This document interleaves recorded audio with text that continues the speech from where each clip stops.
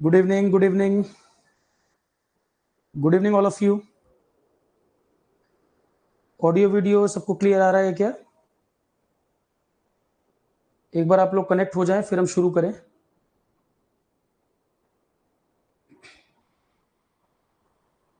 Comment अभी आप लोगों के विजिबल नहीं हो रहे हैं।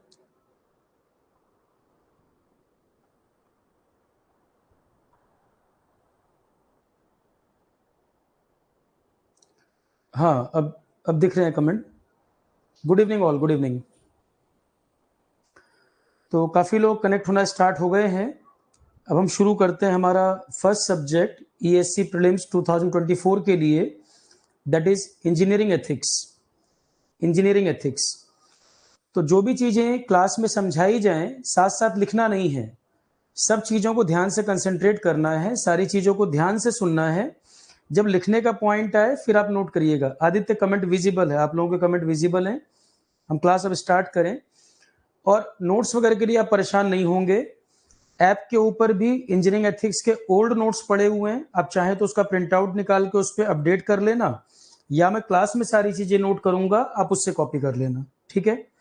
आप चाहे तो क्लास में फ्री नोट्स में जाओगे, वेबसाइट के ऊपर भी पड़ा हुआ है, आरोहन एजुकेशन पर, ऐप पे भी पड़ा हुआ है इंजीनियरिंग एथिक्स। वो पुरानी कॉपी है, आप चाहे तो उसके प्रिंट आउट में अपडेट कर सकते हैं। स्टूडेंट का लिखा हुआ है, कुछ स्पेलिंग मिस्टेक कहीं हो सकती है, अदरवाइज मैं क्लास में सब लिखूंगा, आप चाहे तो यहाँ से नोट्स भी बना सकते हैं। तो ये प्रॉब्लम, आपकी नोट्स की प्रॉब्लम सॉल्व हो गई। क्लास में भी लिखेंगे, वहां से चाहे तो निकाल भी सकते हैं और क्लास के साथ साथ अपडेट कर सकते हैं। दूसरा पॉइंट है, जब हम कुछ समझाएं उस समय लिखना नहीं है, बोर्ड पर जब लिखेंगे तब उस समय बात करेंगे, समझते समय सिर्फ सुनना है। क्योंकि ये ऐसा सब्जेक्ट है, अगर आप इसकी बुक्स देखो तो बुक्स बहुत मोटी नहीं होती, पर अगर कोई आपको ये समझाएगा नहीं एथिक्स तो बहुत कॉम्प्लिकेटेड लगता है। सिंपल सब्जेक्ट है, एक बार कहानी की तरह बता दिया जाए, चीजें आपको याद रहेंगी, आप आराम से क्वेश्चन कर पाएंगे। ठीक है?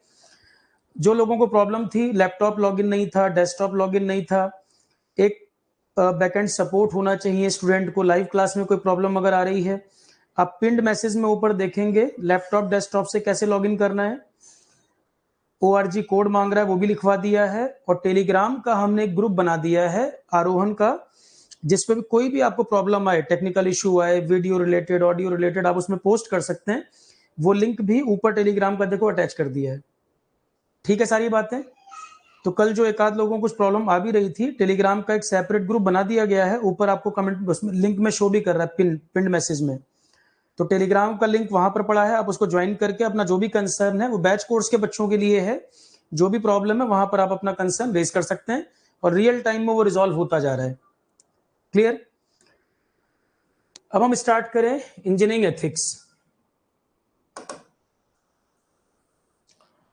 देखो, सब्जेक्ट है इंजीनियरिंग एथिक्स।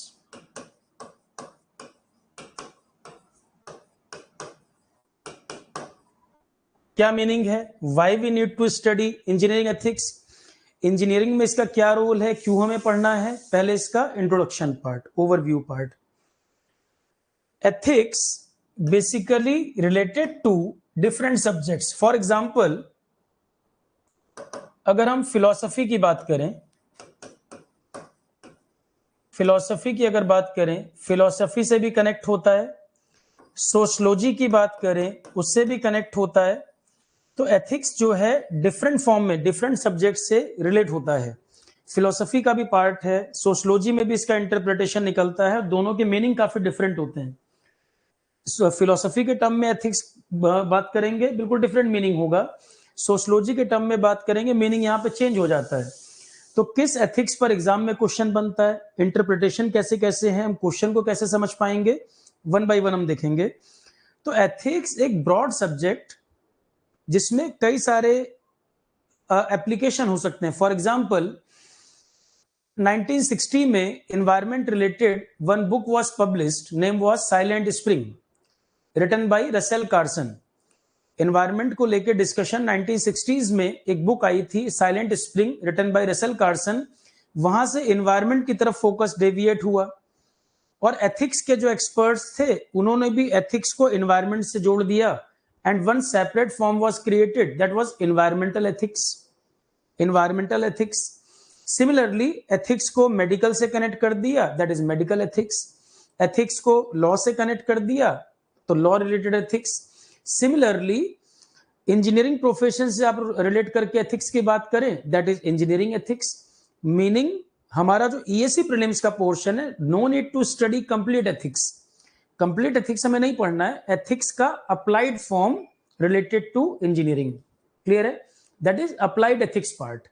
तो एक तो हमारा सिलेबस इन जनरल जो एथिक्स है उससे थोड़ा सा कट हो जाता है, हमें पूरा फोकस इसी पर करना है।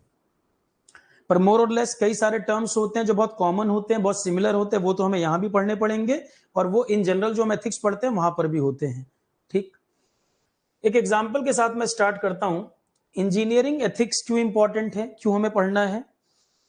फॉर एग्जाम्पल, आप यूपीएससी में ग्रुप ए गेस्टेड ऑफिसर के पोस्ट पर आप काम करेंगे, काफी रिस्पॉन्सिबिलिटी होगी, काफी बड़े बड़े डिपार्टमेंट्स को आप आगे जाके हेड करेंगे, तो आप एक रिस्पॉन्सिबल पोजीशन में बैठे हो, क्या डिसीजन मेकिंग इंपॉर्टेंट हो जाती है कि नहीं?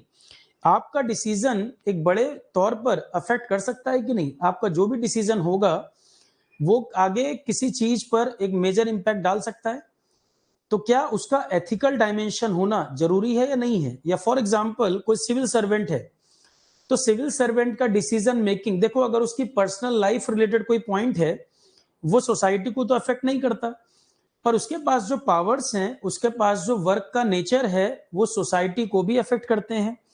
अगर कोई डिसीजन उसकी पर्सनल लाइफ से रिलेटेड है, सोसाइटी अफेक्ट नहीं होती, तो कोई प्रॉब्लम नहीं है।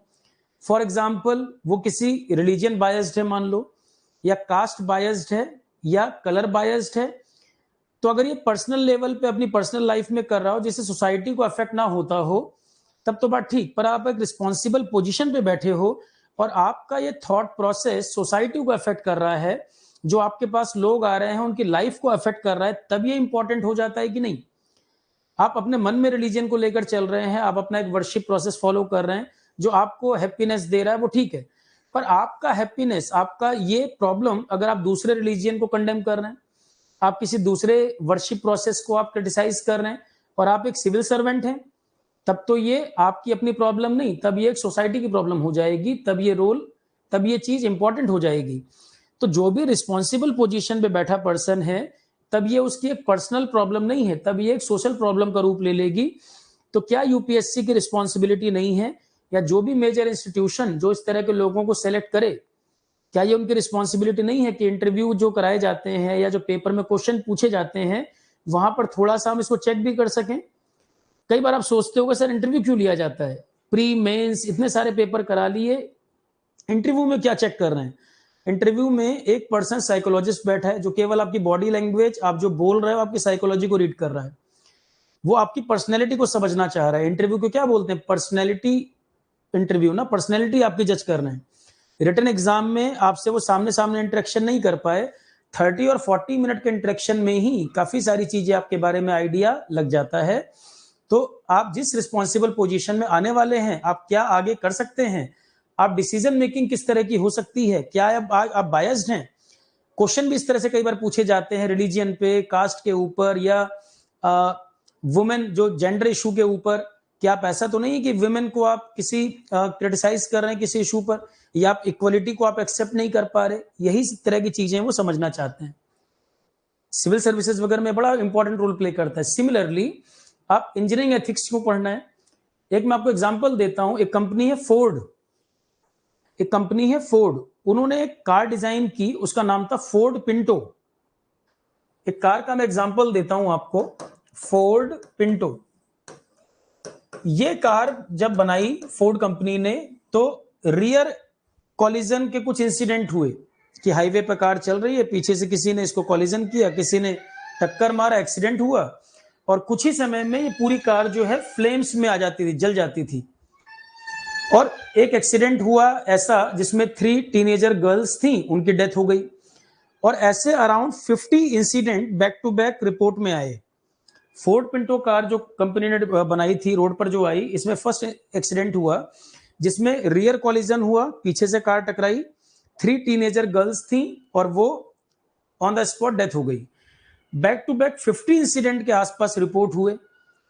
तो फिर वहां कोर्ट में यह मामला गया, फोर्ड कंपनी पर केस हो गया। किसका मतलब? इसके डिजाइन में फ्लॉ है, और डिजाइन किसने किया? इंजीनियर्स ने। तो इंजीनियर्स का रोल कई चीजों में बहुत इंपॉर्टेंट है। इतनी सारी मशीन्स बन रही हैं, कार बन रही हैं, हाईवे बन रहे हैं, आए दिन आप सुनते हो फ्लाईओवर जो है कोलैप्स कर गया, कोई ब्रिज का इशू हो गया, ठीक है। कई प्रकार इंजीनियर्स तो बहुत सारी चीजों से रिलेट कर रहे हैं, बहुत सारी चीजों से कनेक्टेड है वो तो फोर्ड पिंटो का जो इशू आया, ये मामला चला गया कोर्ट में, और कोर्ट ने कहा कि जो इसकी डिजाइनिंग की गई, फोर्ड पिंटो का जो डिजाइन था, उस डिजाइन में फ्लॉ था। तो और भी इंक्वायरी हुई तो पता लगा कि कंपनी ने कंपिटिटिव मार्केट की वजह से, कार की प्राइसिंग को कम करने की वजह से कंप्रोमाइज कर लिया।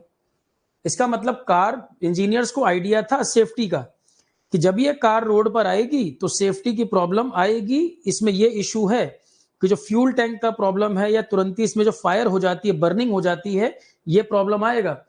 पर क्योंकि कंपनी उनको पे कर रही थी, कंपनी के लिए वो अपनी रिस्पॉन्सिबिलिटी फुलफिल कर रहे थे, उन्होंने ऐसी कार डिजाइन कर दी जो अनसेफ थी पब्लिक के लिए। और बैक टू बैक जब कई इंसिडेंट हुए, कई एक्सीडेंट्स हुए, ये मामला कोर्ट में गया, और कोर्ट ने जब जांच कराई तो पता लगा फ्लॉ था डिजाइनिंग में।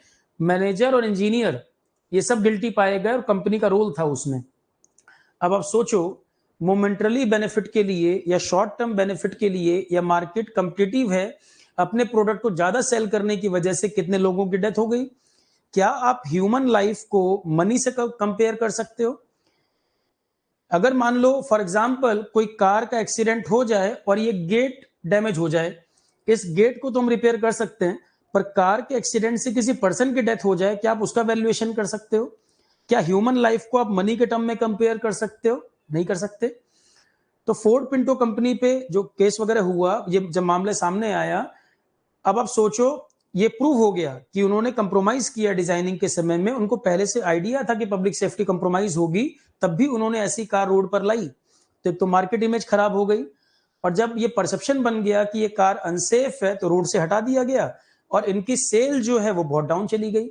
तो लॉन्ग टर्म में क्या हुआ? लॉस हुआ।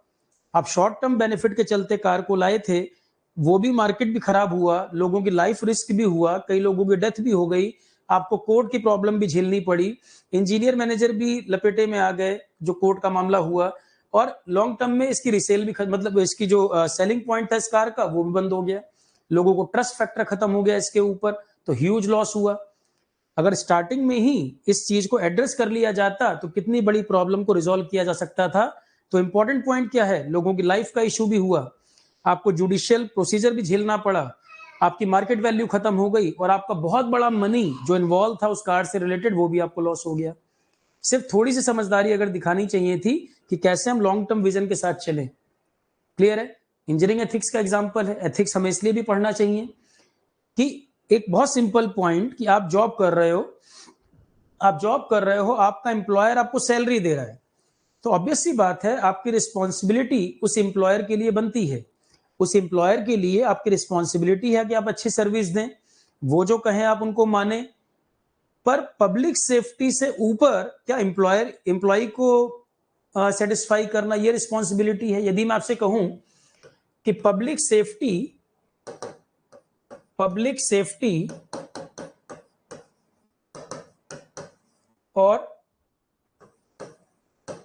टू सर्व द एम्प्लॉयर,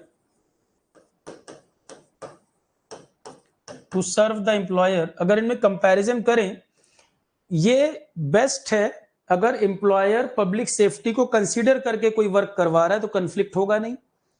अगर एम्प्लॉयर पब्लिक सेफ्टी को ऑलरेडी कंसीडर कर रहा है, इसको वैल्यू दे रहा है, जो टॉप कंपनीज हैं, फॉर एग्जांपल कई कंपनीज को लेके आपका बड़ा पॉजिटिव माइंडसेट होता है, फॉर एग्जांपल एप्पल, गूगल, ऐसी कंपनीज की वो पब्लिक सेफ्टी को भी प्रायोरिटी देते हैं।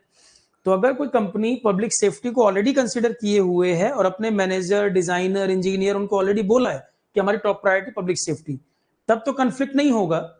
पर कंपिटिटिव मार्केट में ऐसी भी कंपनी है जो कहेंगे profitability is our main priority, कि how to maximise our profit. केवल उनका फोकस अगर इसके ऊपर हो कि how to maximise our profit, हमें अपना बस प्रॉफिट इंक्रीज करते जाना है, और कई बार ये ग्रीड इतनी ज्यादा हो जाती है कि पब्लिक सेफ्टी को भी कंप्रोमाइज कर देते हैं, और आगे जाके कोई मेजर एक्सीडेंट हो जाए, जैसे कोई रेलवे एक्सीडेंट हो जाए, कोई ब्रिज कोलैप्स कर जाए, कई प्रकार के, कोई आपने कार का डिजाइन किया, वो आपने फ्लॉ कर दिया उसके अंदर सिर्फ प्रॉफिटेबिलिटी के लिए, क्या ये एथिक्स की दुनिया में एक्सेप्टेबल होना चाहिए? क्या इंजीनियर्स की रिस्पॉन्सिबिलिटी इन सब चीजों में बढ़ जाती है? दैट इज द रीजन कि why we are studying engineering ethics here. यही रीजन है कि क्यों हमें इंजीनियरिंग एथिक्स पढ़ना चाहिए और क्यों आपके सिलेबस में इसको ऐड किया गया जब पैटर्न चेंज हुआ था।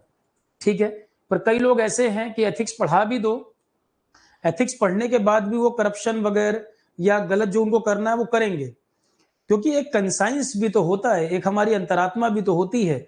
कई लोगों की अंतरात्मा उनको जगाती है, उनको वार्न करती है, उनको बार बार समझाती है, तो वो गलत नहीं करते। कई लोग अपने कंसाइंस को भी सप्रेस कर देते हैं, अपनी अंतरात्मा को भी दबा देते हैं, उसकी बात नहीं सुनते, तो वो गलत रास्ते पर चलते जाते हैं और अपने आप में वो खुद को जस्टिफाई करने लगते हैं, जबकि वो जानते हैं मिरर के सामने अगर वो खड़े होंगे, उन्हें पता होगा वो गलत कर रहे हैं, पर वो जबरदस्ती अपने आप को जस्टिफाई करना चाहते हैं क्योंकि अंतरात्मा की बात नहीं सुनते। ऐसा कोई व्यक्ति नहीं है जिसका कंसाइंस उसको नहीं बोलता हो कि आप गलत कर रहे हैं। ठीक है, अब आप सोचेंगे सर एथिक्स कब शुरू होगा?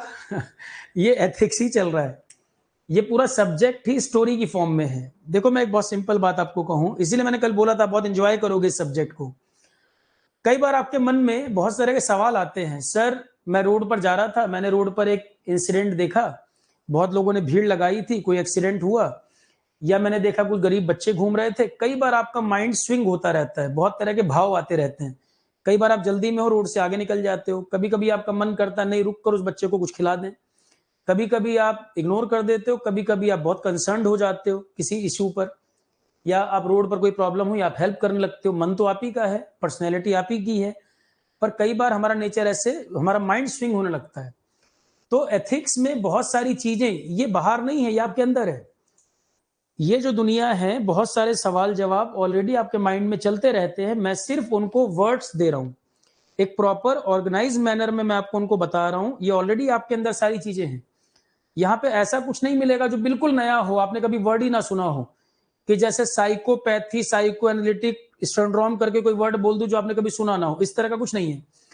ये सिंपल एक बात है जो आपके अंदर है, मैं सिर्फ उनको एक दिशा देने का काम कर रहा हूं, शब्द दे रहा हूं कि एक कहानी के माध्यम से आपको वो समझ आ जाए, और जैसे जैसे स्टोरी चलेगी आपको लगेगा सर ये तो मेरी बात हो रही है, मैं तो रोज सोचता हूं इस बात को, पर मैं समझ नहीं पाता कि शब्द क्या दूं इनको बोलने के लिए, किन शब्दों के साथ मैं इसको एक्सप्रेस करूं, मतलब एक्सप्रेस नहीं कर पाते, मन में आता है बात।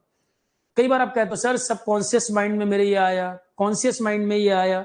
कई बार आप चर्चा करते हो कि सबकॉन्शियसली मैं ऐसा हूं या कॉन्शियस माइंड मेरा ऐसा काम कर रहा है। तो ऑलरेडी थॉट प्रोसेस में आपके बहुत सी चीजें आपको पता है, बस हम उनको एक डायरेक्शन दे रहे हैं और एक ऑर्गेनाइज मैनर में स्टोरी की फॉर्म में आपको बताते चलेंगे।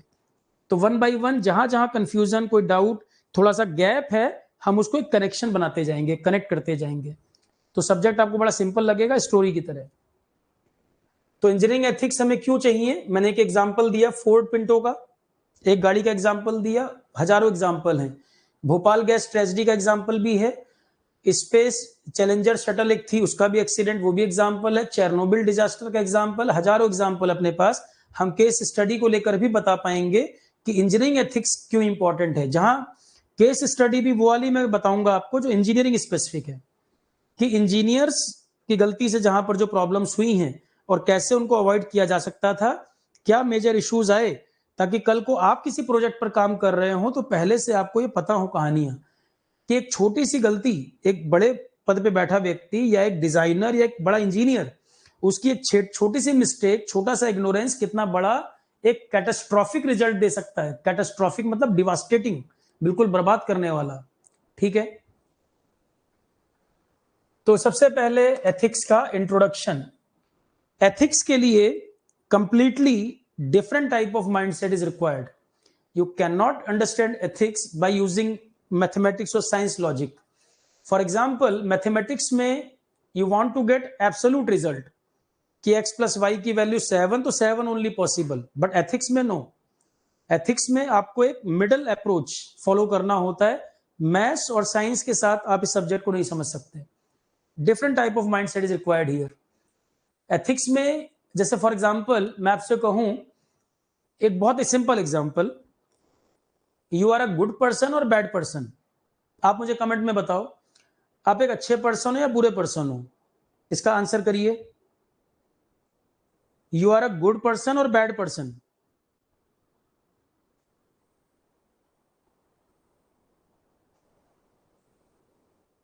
अरे आप ही की बात हो रही है, बताओ आप अच्छे हो कि बुरे हो? आदित्य ने कहा वेरी गुड, राजुल ने कहा बैड, बैड की स्पेलिंग में भी ए लिखना है, ई नहीं, good bad, okay. Now I am changing this question. Good वाला अपने आप को गुड तब कहे जब उसने कभी कोई गलत काम ना किया हो। अब बताओ, गुड पर्सन अपने आप को गुड तब कहे जब उसने कभी भी कोई बैड काम ना किया हो। अब बताओ, आप गुड हो या बैड हो? एक्चुअल में आप साइंस के स्टूडेंट हो ना, तो आपका माइंड चलता है हमेशा एक्सट्रीम की तरफ, कि आप बहुत जल्दी कंपैरिजन करते हो, गुड बैड, राइट रॉन्ग, आप इस तरह सोचते हो हर बात को, क्योंकि मैथमेटिक्स की तरह चलता है दिमाग। किसी के बारे में बहुत जल्दी जजमेंट पास कर देते हैं, सर ये ना गुड पर्सन है, ये बैड पर्सन है, ये राइट है, ये रॉन्ग है, आप बहुत जल्दी जजमेंट दे देते हो बिना ज्यादा उस पर कुछ सोचे हुए, क्योंकि मैथमेटिक्स की तरह दिमाग चल रहा है कि good bad right wrong, suddenly आपने बोल दिया। गुड वाला अपने आप को गुड तब कहे जब उसने कभी कोई बैड काम ना किया हो, और राइट वाला अपने आप को राइट तब कहे जब कभी रॉन्ग काम ना किया हो। अब थोड़ा सा आंसर चेंज हो गया कि हम गुड और बैड, राइट और रॉन्ग, ये जो कंपैरिजन है ठीक नहीं है। We are good and bad both. In some person degree of goodness is more, degree of badness is less. Some other person 80% good 20% bad, another person 20% good 80% bad।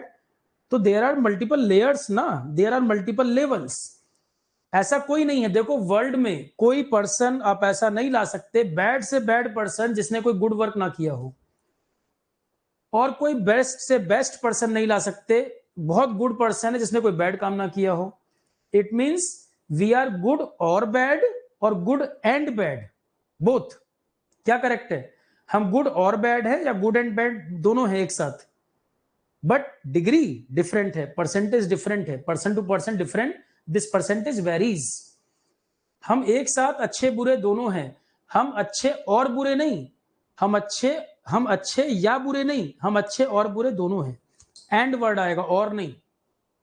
तो philosophy की जो दुनिया है, एथिक्स की जो दुनिया है, आप इसको ऐसे समझो, ये एक बेसिकली हमारे आपके बीच डिस्कशन है। जैसे गांव में क्या होता था, गांव में बनियान ट्री है, बरगद का पेड़, उसके नीचे 4 लोग बैठ गए और डिस्कशन हो रहा है गॉड है कि नहीं। अब ये डिस्कशन 3 आवर्स चल गया। सोल आत्मा होती है कि नहीं, डिस्कशन चल गया 3 आवर्स। ये कुछ नहीं, फिलॉसफी की बात हो रही है कि मैं आपको रोड पर कहीं मिला और आपने कहा सर लाइफ का कोई मीनिंग नहीं रह गया, और मैंने कहा नहीं नहीं देखो लाइफ के इतने डायमेंशन हो सकते हैं, आप इसको ऐसे सोचिए, ये भी फिलॉसफी चल रही है। तो फिलॉसफी या एथिक्स कुछ और नहीं है, ये बेसिकली हमारा आपका डिस्कशन है। इसलिए जो इंजीनियरिंग एथिक्स की बुक देखोगे, चार्ल्स फ्लेडरमैन जो मैंने बोली थी, 165 पेज की बुक है, गोविंद राजन पतली सी बुक है, पर उस बुक को समझना, अपने आप से रीड करेंगे तो आपको बिल्कुल खिचड़ी बन जाएगा। आपको लगेगा what is ethics, what is moral, sometimes both words seem to be similar, sometimes both are different. कि एथिक्स और मोरल अगर मैं आपको बोलूं, आप हिंदी में बोलोगे सर नैतिकता, एथिक्स और मोरल नैतिकता दोनों आपको एक जैसा लग रहा है, और कभी कभी दोनों के मीनिंग अलग जा रहे हैं। तो एथिक्स छोटा सब्जेक्ट है, बुक्स भी इंजीनियरिंग एथिक्स की बहुत मोटी बुक्स नहीं है, पर इसका एक एक वर्ड का डिस्कशन आप कई आवर्स कर सकते हो। एक एक डिस्कशन बहुत वास्ट डिस्कशन हो सकता है, ये सब्जेक्ट इस तरह का है। पर अगर कोई एक बार आपको डायरेक्शन के साथ सिस्टमैटिक मैनर में इसको पढ़ा दे, तो आपके अंदर ये चीजें हैं वो अपने आप ही आपको रिकॉल होती चली जाती हैं, आपको कोई रटना नहीं पड़ता यहां पर। ठीक है, इस तरह का सब्जेक्ट मैं आपको नेचर सब्जेक्ट का बता रहा हूं, इसका नेचर इस तरह का है। और समाज में जो चल रहा है आजकल, लोग क्या कहते हैं सर आजकल ना लोगों में रिजिडिटी बहुत बढ़ गई है। रोड पर गाड़ी लेके निकलते हैं, उसमें बेसबॉल का बैट लेकर निकलते हैं, अगर गाड़ी किसी की टच कर जाए तो एक दूसरे से झगड़ा कर लेते हैं।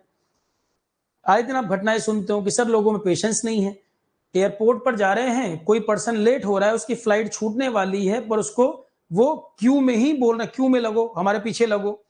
या हॉस्पिटल में किसी की बड़ी इमरजेंसी है, लोगों में कोई दया है ही नहीं, काइंडनेस नहीं है। तो ये जो सोसाइटी में भी आप बदलाव देख रहे हो, बहुत सारे जवाब आपको यही मिलेंगे कैसे हो रहा है ये सब। सोसाइटी के अंदर भी जो आपके सराउंडिंग में आपको देखने को मिल रहा है, वो सब आंसर यही छुपे हुए हैं। ये सब्जेक्ट ही ऐसा है कि आप समझ ही नहीं पाते सर ये हो क्या रहा है, अगल बगल पूरी सराउंडिंग कैसे बदल जा रही है, लोग इतना डिटैच कैसे होते चले जा रहे हैं कि बर्थडे विश फेसबुक पे तो कर देंगे और बगल के मकान में रहेगा, सामने दिखेगा तो इग्नोर करके चला जाएगा। और घर जाके फेसबुक पे बर्थडे विश करेगा आपको। या आपकी बहुत सारी खुद की प्रॉब्लम्स कि सर मैं डिप्रेस फील कर रहा हूं, मैं फ्रस्ट्रेट फील कर रहा हूं, निगेटिव सोच रहा हूं, मैं लोगों से इंटरेक्ट नहीं कर पाता, फियर आता है मुझे, ये सब प्रॉब्लम, काफी प्रॉब्लम को सॉल्व कर देता है ये सब्जेक्ट। ठीक है, साइकोलॉजी भी एक सब्जेक्ट है, बहुत डिटेल में जाएं, पर यहां तो हम engineering ethics exam point of view से भी हमें देखना है कि कितना कराना है, पर बहुत सारे इस तरह के जवाब आपको इस सब्जेक्ट में मिल जाते हैं। 2-3 सब्जेक्ट ऐसे हैं जिनको लाइफ में मौका मिले तो जरूर पढ़ना चाहिए, उसमें एक है फिलॉसफी और एक है साइकोलॉजी। 2-3 सब्जेक्ट ऐसे हैं लाइफ में जरूर पढ़ना चाहिए, फिलॉसफी और साइकोलॉजी उनमें से एक है। आप किसी भी जॉब में हो पढ़ तो सकते ही हैं, एग्जाम नहीं भी देना हो तो भी कभी रीड कर सकते हैं। ठीक है, तो फर्स्ट है what approach we need to understand this subject. हमें क्या अप्रोच चाहिए इस सब्जेक्ट को समझने के लिए। अप्रोच में सबसे पहले न्यूट्रल स्टैंड, अगर वाकई में आपको एथिक्स समझना है सबसे पहले न्यूट्रलिटी मेंटेन करना। One term here, value neutrality, इसे बोलते हैं वैल्यू न्यूट्रलिटी। वैल्यू न्यूट्रलिटी का मतलब, for example I am vegetarian person और कोई दूसरा पर्सन नॉनवेज खाता है फॉर एग्जाम्पल, तो क्या हम वेजिटेरियन नॉन वेजिटेरियन में इतना ज्यादा इंगेज्ड हैं, इतना ज्यादा डिस्कशन कर रहे हैं कि मैं वेज खाऊंगा पर तुम नॉनवेज नहीं खाओगे, या वो नॉनवेज खा रहा है मुझे फोर्स करे वेज खाने के लिए? क्या हम न्यूट्रल रहकर बात कर सकते हैं कि भाई मैं जो खा रहा हूं मुझे खाना है, आप जो खा रहे हो आप खाओ, कोई हमारे मन में ऐसी बात नहीं है कि ये अच्छा या ये बुरा, न्यूट्रल रहकर बातों को देखना। या फॉर एग्जाम्पल रिलीजियन में आप ऐसी बहुत बातें सुनते हैं कि for example Hinduism is good, Islam is also good. कई पर्सन हैं जो एक डिबेट डिस्कशन का स्कोप देते हैं कि फॉर एग्जाम्पल कोई वर्ड आया गॉड को लेकर, और हिंदू जो पर्सन है वो कह रहा है कि हाँ गॉड एग्जिस्टेंस के बारे में मेरी अपनी एक थ्योरी है, पर मुझे कोई प्रॉब्लम नहीं है अगर आपका एक अलग कंसेप्ट है गॉड को लेकर, एक एक्सेप्टेंस होना। तो जो न्यूट्रल पर्सन होगा, न्यूट्रलिटी जहां पर होगी वही इस बात को एक्सेप्ट कर पाएगा, कोई एक्सट्रीम पर होगा तो इसको एक्सेप्ट नहीं कर पाएगा। तो हमें एथिक्स में देखो, एथिक्स में हर चीज में डिबेट डिस्कशन की बात आ रही है कि आपने एक एंगल रखा, for example Sati system is good और बैड। हस्बैंड की डेथ हो जाती थी, जो वाइफ होती थी, सोसाइटी ने एक रूल बनाया था कि उसको भी हस्बैंड के साथ जला देते थे। अब आज के टाइम पे देखेंगे तो सती सिस्टम इज नॉट गुड, तभी तो उसको बैन किया गया, उसके लिए एक्ट पास किया गया, रोका गया। पर जब वो सती सिस्टम चलता था तो वो सिस्टम लोगों ने ऐसा बनाया हुआ था रूल, तभी तो होता था। कहीं तो वो रूल बना होगा, कुछ लोगों ने वो रूल बनाए होंगे, तो वो सिस्टम उस समय चल रहा था। तो क्या उस समय लोगों को समझ नहीं थी? या कुछ लोगों को समझ रही होगी तो उन्होंने बोला नहीं होगा, या कुछ लोगों ने बोला भी होगा तो सोसाइटी ने उनको किनारे कर दिया होगा, एक्सेप्ट नहीं किया होगा। फिर धीरे धीरे धीरे करके सोसाइटी में चेंजेस आए, लोगों ने एक्सेप्ट करना शुरू किया, कुछ लोगों ने आवाज उठाई, फॉर एग्जाम्पल राजा राम मोहन रॉय, और भी लोग सपोर्ट में आए और धीरे धीरे वो सिस्टम खत्म हो गया। तो सोसाइटी के अंदर भी जो चेंजेस होते हैं, क्या वो रैंडम वन डे में हो जाते हैं या ग्रेजुअल होते हैं? सोसाइटी के अंदर अगर कोई चेंज भी आता है तो रैंडम चेंज होता है या ग्रेजुअल चेंज होता है? ग्रेजुअल चेंजेस होते हैं। फॉर एग्जाम्पल चाइल्ड लेबर का इशू, चाइल्ड लेबर के लिए कई लॉ बने हुए हैं, still so many peoples are following.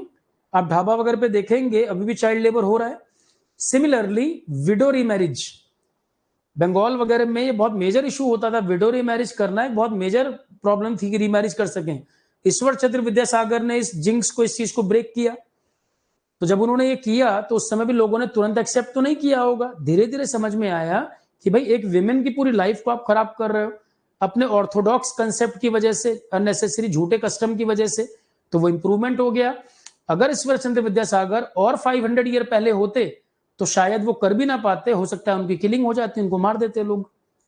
तो जिस टाइम फ्रेम में, जिस सोसाइटी में जो काम हुआ है, जब सोसाइटी में एक्सेप्टेबिलिटी धीरे धीरे बढ़ी होगी, स्टार्टिंग में जो ट्रांजिशन लाया उसको बहुत मेजर इशू फेस करना पड़ा। स्टार्टिंग में जो चेंज लाया उसको बड़ा मेजर प्रॉब्लम हुआ। जैसे गैलीलियो ने बोल दिया कि सन जो है वो अर्थ के किनारे घूम रहा है, कोपरनिकस और गैलीलियो दोनों। तो गैलीलियो ने क्या बोला कि सन जो है अर्थ के किनारे घूम रहा है। चर्च की मोनोपोली थी वहां पर, चर्च ने कहा ये कैसे, आपने तो रिलीजियस चीज पे बोल दिया। हम तो रिलीजियस एंगल से चलते हैं कि जो सन जो है हाँ, गैलीलियो ने कहा कि अर्थ जो है वो सन के चक्कर लगा रही है, और चर्च क्या कहता था कि सन मूव कर रहा है। गैलीलियो ने बोला, कोपरनिकस गैलीलियो, इनका कंसेप्ट था कि सन सेंटर में अर्थ मूव कर रही है, और उससे पहले चर्च क्या मानता था कि सन जो है वो मूव कर रहा है। तो गैलीलियो ने जब ये स्टेटमेंट दिया कि रियल में अर्थ मूव कर रही है और चर्च कहता था सन मूव कर रहा है, गैलीलियो को पनिशमेंट हो गया था, क्योंकि एक्सेप्टेबिलिटी नहीं थी। ये इतनी बड़ी बात थी कि एक्सेप्ट ही नहीं कर पाए वो। अपना एक रिलीजियस उनका जो सेंटिमेंट बना हुआ था, उन्होंने कहा ये कैसे हो सकता है, ये तो धर्म के खिलाफ हो गई बात। सोक्रेटिस को पॉइजन दिया, जहर दिया, क्योंकि सोक्रेटिस को उस टाइम फ्रेम में एक्सेप्ट ही नहीं कर पाए लोग। सोक्रेटिस बहुत बड़ा दार्शनिक है, कहीं पर मैं उसके बारे में एक दो स्टोरी बताऊंगा। सोक्रेटिस को एक्सेप्ट ही नहीं कर पाए। अब आज के टाइम में सोक्रेटिस होता तो उनका एक्सेप्टेंस ज्यादा होता दुनिया में, पर जिस टाइम फ्रेम में वो थे तो लोग एक्सेप्ट ही नहीं कर पाए, उनको पॉइजन दे दिया गया। ठीक है, तो इस तरह के कन्फ्लिक्ट तो हमेशा से हुए हैं, पर कभी जो पुराने टाइम फ्रेम में लोगों ने प्रोटेस्ट किया उनकी किलिंग कर दी। धीरे धीरे मॉडर्नाइजेशन की तरफ आते गए, कुछ लोगों ने और बात उठाई, उनको सपोर्ट मिला और वो सिस्टम चेंज हो गया। तो सोसाइटी ग्रेजुअली चेंज करती है, पर जब transition, when we are on the verge of transition, जब बाउंड्री पर होते हैं, तब सबसे ज्यादा रिस्क होता है कि आप किसी एग्जिस्टिंग सिस्टम को चेंज करना चाहते हो, तब सबसे बड़ा कन्फ्लिक्ट वहां पर आता है। आज की डेट में विडो मैरिज कोई मेजर इशू नहीं, हो ही रहा है। ठीक है, सती सिस्टम आज नहीं फॉलो होता, पर उस समय हो रहा था। उस समय जिसने चेंज किया होगा उसको बहुत मेजर प्रॉब्लम्स आए होंगे। सोसाइटी एकदम से किसी बात को एक्सेप्ट तो नहीं कर लेती। तो सबसे पहला वैल्यू न्यूट्रलिटी, एक वर्ड, एथिक्स को समझने के लिए आपका अप्रोच एक तो होना चाहिए वैल्यू न्यूट्रलिटी। वैल्यू न्यूट्रलिटी का क्या मतलब है? फॉर एग्जाम्पल, वैल्यू न्यूट्रलिटी अगर एक सिंपल वर्ड में बोले, वैल्यू मीनिंग इज व्हाट? पहला वर्ड बताओ, वैल्यू का क्या मतलब है? For example, this pen has some value. Value का मतलब है मूल्य। हिंदी में क्या बोलते हैं? मूल्य। जिसका कुछ मूल्य है, जिसके अंदर कोई चीज इनबिल्ट है, इसकी कुछ वैल्यू। वैल्यू फॉर एग्जाम्पल, अब हम इसको कई कंटेक्स्ट में बोल सकते हैं। For example, this camera has some value. तो जो इसके अंदर इनबिल्ट जो चीज है वो इसका कुछ वैल्यू है, इसका कुछ इक्विवेलेंट वैल्यू है, कुछ इसका रोल है ना, दैट इज वैल्यू। या वैल्यू को हम ऐसे भी समझ सकते हैं, जिस चीज को करने के लिए आपको कुछ सैक्रिफाइस करना पड़ता है वो वैल्यू है। समझ नहीं आया? फिर दोबारा सुनो और सिंपल कर देते हैं। वैल्यू का मतलब, these are those principles which society want to follow. वो नैतिक आदर्श जिन्हें समाज फॉलो करना चाहता हो। सोसाइटी का एक नियम है, सोसाइटी में अगर हर कोई क्रिमिनल हो जाएगा तो लोग रह ही नहीं पाएंगे। मेजॉरिटी कंफर्टेबली रहे, लोग आपस में एक बॉन्डिंग में जुड़े रहें, तो उसके लिए एक सोशल कॉन्ट्रैक्ट होना बहुत जरूरी है। समाज में एक अच्छी बॉन्डिंग होना, कुछ रूल रेगुलेशन होना बहुत जरूरी है। ठीक है, तो वैल्यू का मतलब है वो नैतिक आदर्श जिन्हें समाज फॉलो करना चाहता है, उसे बोलते हैं वैल्यू। वैल्यू का सिंपल मतलब होता है मूल्य। For example, honesty is one value और नो? ऑनेस्टी क्या एक वैल्यू है? बिल्कुल है, क्योंकि ऑनेस्टी को मेंटेन करने के लिए sometimes you need to sacrifice. For example, आपकी फैमिली में कोई पर्सन सफर कर रहा है फ्रॉम एनी डिजीज, और आपकी मंथली सैलरी 30,000 रुपी है, और उसके ट्रीटमेंट में यू नीड 50,000 रुपी। आपके कंपनी में कैशियर हो, कैश पर वर्क करते हो, और फैमिली में कोई हेल्थ इश्यू हो गया है, 50,000 रुपी इमीडिएटली यू नीड, और आपके पास टोटल 30,000 रुपी है फॉर एग्जाम्पल, और आपको पता है कि अगर इसको टाइम पर मेडिसिन नहीं दिया तो कोई मेजर प्रॉब्लम हो सकती है। क्लियर है? आप एक रिस्पॉन्सिबिलिटी पे बैठे हुए हो, पर आपने कैश का मिसयूज नहीं किया। आपकी पॉकेट जो थी, आपने उस पॉकेट की मनी से या घर का कोई सामान बेचकर अरेंजमेंट किया, आपने कोई गलत रास्ता नहीं लिया, आपने ऑनेस्टी को मेंटेन किया या इंटीग्रिटी को मेंटेन किया। तो क्या इस ऑनेस्टी इंटीग्रिटी को मेंटेन करने के लिए आपने कुछ सेक्रीफाइस भी किया? सेक्रीफाइस हुआ कि नहीं बताओ? आपको अपने अंदर इस ट्रेट को मेंटेन करने के लिए, इस कैरेक्टर को मेंटेन करने के लिए, इस क्वालिटी को मेंटेन करने के लिए कुछ सेक्रीफाइस करने पड़ते हैं। जब आप कहते हो सर मैं बहुत ऑनेस्ट पर्सन हूं, ऑनेस्ट पर्सन में कई बार ट्रांसफर हो जाता है जॉब में, कई बार उनको ऊपर बैठे लोग परेशान करने लगते हैं। ऑनेस्टी मेंटेन करना इतना आसान नहीं है, हर पर्सन ऑनेस्ट नहीं होता। आप ऑनेस्ट हैं, आप उसको मेंटेन करने के लिए उस ऑनेस्टी को बहुत सेक्रीफाइस भी करते हो।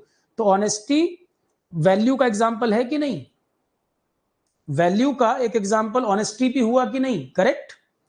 Second example, no need to write, मैं लिखाऊंगा अभी, जल्दी जल्दी लिखे पड़े हो, पता नहीं क्या। सुनो पहले, punctuality is another example of value और नो? पंक्चुअलिटी कि फॉर एग्जाम्पल 7:30 क्लास का टाइम है और कुछ भी हो जाए, बहुत मेजर कोई प्रॉब्लम इंटरनेट की ना भी हो जाए, तो 7:30 क्लास है तो एट 7:30 शार्प मुझे क्लास के अंदर आना है, चाहे मेरा पर्सनल प्रॉब्लम कुछ भी हो। तो इस पंक्चुअलिटी को मेंटेन करने के लिए, क्योंकि ये मेरा अपना कैरेक्टर है, मेरे अंदर एक ट्रेट है, मैं इसको मेंटेन करने के लिए कुछ भी छोटे मोटे सेक्रीफाइस कर रहा हूं, बड़ा सेक्रीफाइस भी कर सकता हूं, क्योंकि मेरे लिए इतने स्टूडेंट वेट कर रहे हैं। तो पंक्चुअलिटी को मेंटेन करने के लिए भी, अपने अंदर इस ट्रेट को भी रखने के लिए, क्या हमें कुछ सेक्रीफाइस करने पड़ते हैं? कई लोग मेंटेन करते हैं, कई लोग नहीं करते। फॉर एग्जाम्पल, आपने अपने फादर को फॉर एग्जाम्पल देखा हो, सर उनका 9 AM ऑफिस है, वो शार्प 9 AM पहुंच जाते हैं, और अगर कभी वो मिस कर जाते हैं तो उनको एक गिल्ट फीलिंग आ जाती है मन में, क्योंकि उनकी पर्सनैलिटी का वो हिस्सा है, वो लेट नहीं होना चाहते। पंक्चुअलिटी उनकी पर्सनैलिटी का एक ट्रेट है, एक उनका अपना कैरेक्टर है। तो क्या पंक्चुअलिटी को भी मेंटेन करने के लिए हमें कुछ सेक्रीफाइस करने पड़ते हैं? Yes, that is also one of the value. Punctuality also has some value. Another example, tolerant होना। कोई पर्सन आया और आप एक पोस्ट पर थे, आप इंजीनियरिंग सर्विसेज में फॉर एग्जांपल एक ऑफिसर हैं, आपका सबऑर्डिनेट आया, आपसे छोटी पोस्ट पर है, आपने किसी वर्क की रिपोर्ट मांगी और उसका कुछ इशू था, उसने आपको बहुत मतलब खराब वे में, एक बैड वे में आपको उसने रिपोर्ट किया, उसने बैड मैनर में आपको रिपोर्ट किया, उसका मैनर सही नहीं था, मतलब उसका जो वे ऑफ टॉकिंग था वो ठीक नहीं था, और आप सीनियर हो, वो जूनियर है। तो टॉलरेंट होना, क्या आप चाहते, आप उसको ट्रांसफर भी कर सकते थे, आप उसका डिमोशन कर सकते थे, आप उस पर कोई और एक्शन ले सकते थे, आप उसकी रिपोर्ट खराब कर सकते थे, पर आपने टॉलरेंट बिहेवियर शो किया। आपके मन में आग तो लगी, बहुत गुस्सा तो आया, पर आप एक सीनियर थे, मैच्योर्ड पर्सन थे, आपने उस पर एक्शन नहीं लिया। क्या टॉलरेंस होना, क्या सब में होता है ये? नहीं। क्या हर व्यक्ति टॉलरेंट है? अगर हर किसी में ये ट्रेट होता तो रोड रेज के इशू क्यों होते, जो राह चलते झगड़ा करते हैं? या लोगों में जो एक आपस में एक दूसरे के प्रति रिस्पेक्ट नहीं रह गई सोसाइटी में, आप बोलते हो, या कोई कुछ भी लिखता है सोशल मीडिया पे, कुछ भी किसी को कह दे, लोग सोचते भी नहीं, सेकंड थॉट भी नहीं लाते मन में। तो टॉलरेंट होना, क्या ये भी एक वैल्यू है? बिल्कुल, क्योंकि अगर ये वैल्यू नहीं होता, सब में होता, हर कोई तो नहीं मेंटेन कर पाता। Next point, self respect. Having self respect is also one of the example of value और नो? आत्मसम्मान होना, सेल्फ रिस्पेक्ट होना। आप कंपनी में जॉब कर रहे थे और आपके मैनेजर ने बोला कि मेरे शूज जो हैं जरा पॉलिश कर दो, और आप एक अच्छे पोजीशन पे काम कर रहे थे। कंपनी में तो बहुत लोग मिलेंगे, कई लोग होंगे, एक को बुलाया जाएगा, 4 जाएंगे, अरे सर शूज पॉलिश करने, जो घर में शूज रखे हैं वो भी पॉलिश कर देता हूं, और आपके नहीं, मैडम के भी शूज पॉलिश कर देता हूं मैं, ऐसे भी मिलेंगे। पर आपकी एक सेल्फ रिस्पेक्ट है, आप कह रहे सर मेरा ये काम नहीं है। आत्मसम्मान, भले आपको उस जॉब में नुकसान ही हो जाए, कई लोग कंपनी में ऐसे मिलेंगे, कुछ होंगे, मैक्सिमम मिलेंगे बटरिंग वाले कि सर बुरा ना मान जाए, पर आप अपने आत्मसम्मान से समझौता नहीं करते। कंपनी ने जिस काम के लिए आपको रखा है, आप उस काम को ईमानदारी से कर रहे हैं, उसके अलावा आप अपनी डिग्निटी, आप अपने सेल्फ रिस्पेक्ट से कंप्रोमाइज नहीं करेंगे। आप ऐसा कोई काम नहीं करेंगे जो आपके आत्मसम्मान को ठेस पहुंचाता हो। क्या सेल्फ रिस्पेक्ट भी सॉरी, क्या सेल्फ रिस्पेक्ट भी एक वैल्यू है? तो वैल्यू क्या हम मतलब समझ पाए? वैल्यू का मतलब वो प्रिंसिपल्स जिनको सोसाइटी फॉलो करना चाहता है, वो नैतिक आदर्श, चाहिए वर्ड लिखना और लिख लो, वो नैतिक आदर्श। वैल्यू का मीनिंग वो नैतिक आदर्श जिन्हें सोसाइटी फॉलो करना चाहता है, ताकि सोसाइटी में पॉजिटिविटी आए, सोसाइटी में और प्रॉपर तरीके सोसाइटी चले। तो value means what? Value means वो नैतिक आदर्श, लिखना चाहो तो लिख लो ये वर्ड, आम भाषा में कहें, वो नैतिक आदर्श जिसे सोसाइटी फॉलो करना चाहता है for better regulations, for better functioning of the society. ये वर्ड नोट करिए। वैल्यू का मतलब वो नैतिक आदर्श जिन्हें सोसाइटी फॉलो करना चाहता है फॉर इट्स बेटर फंक्शनिंग, और you can say values are those basic principles which societies are willing to follow. Societies need to follow, societies are willing to follow it for its better functioning, for its better regulation. Clear है? Neutrality होना means unbiased. Neutrality means neutral.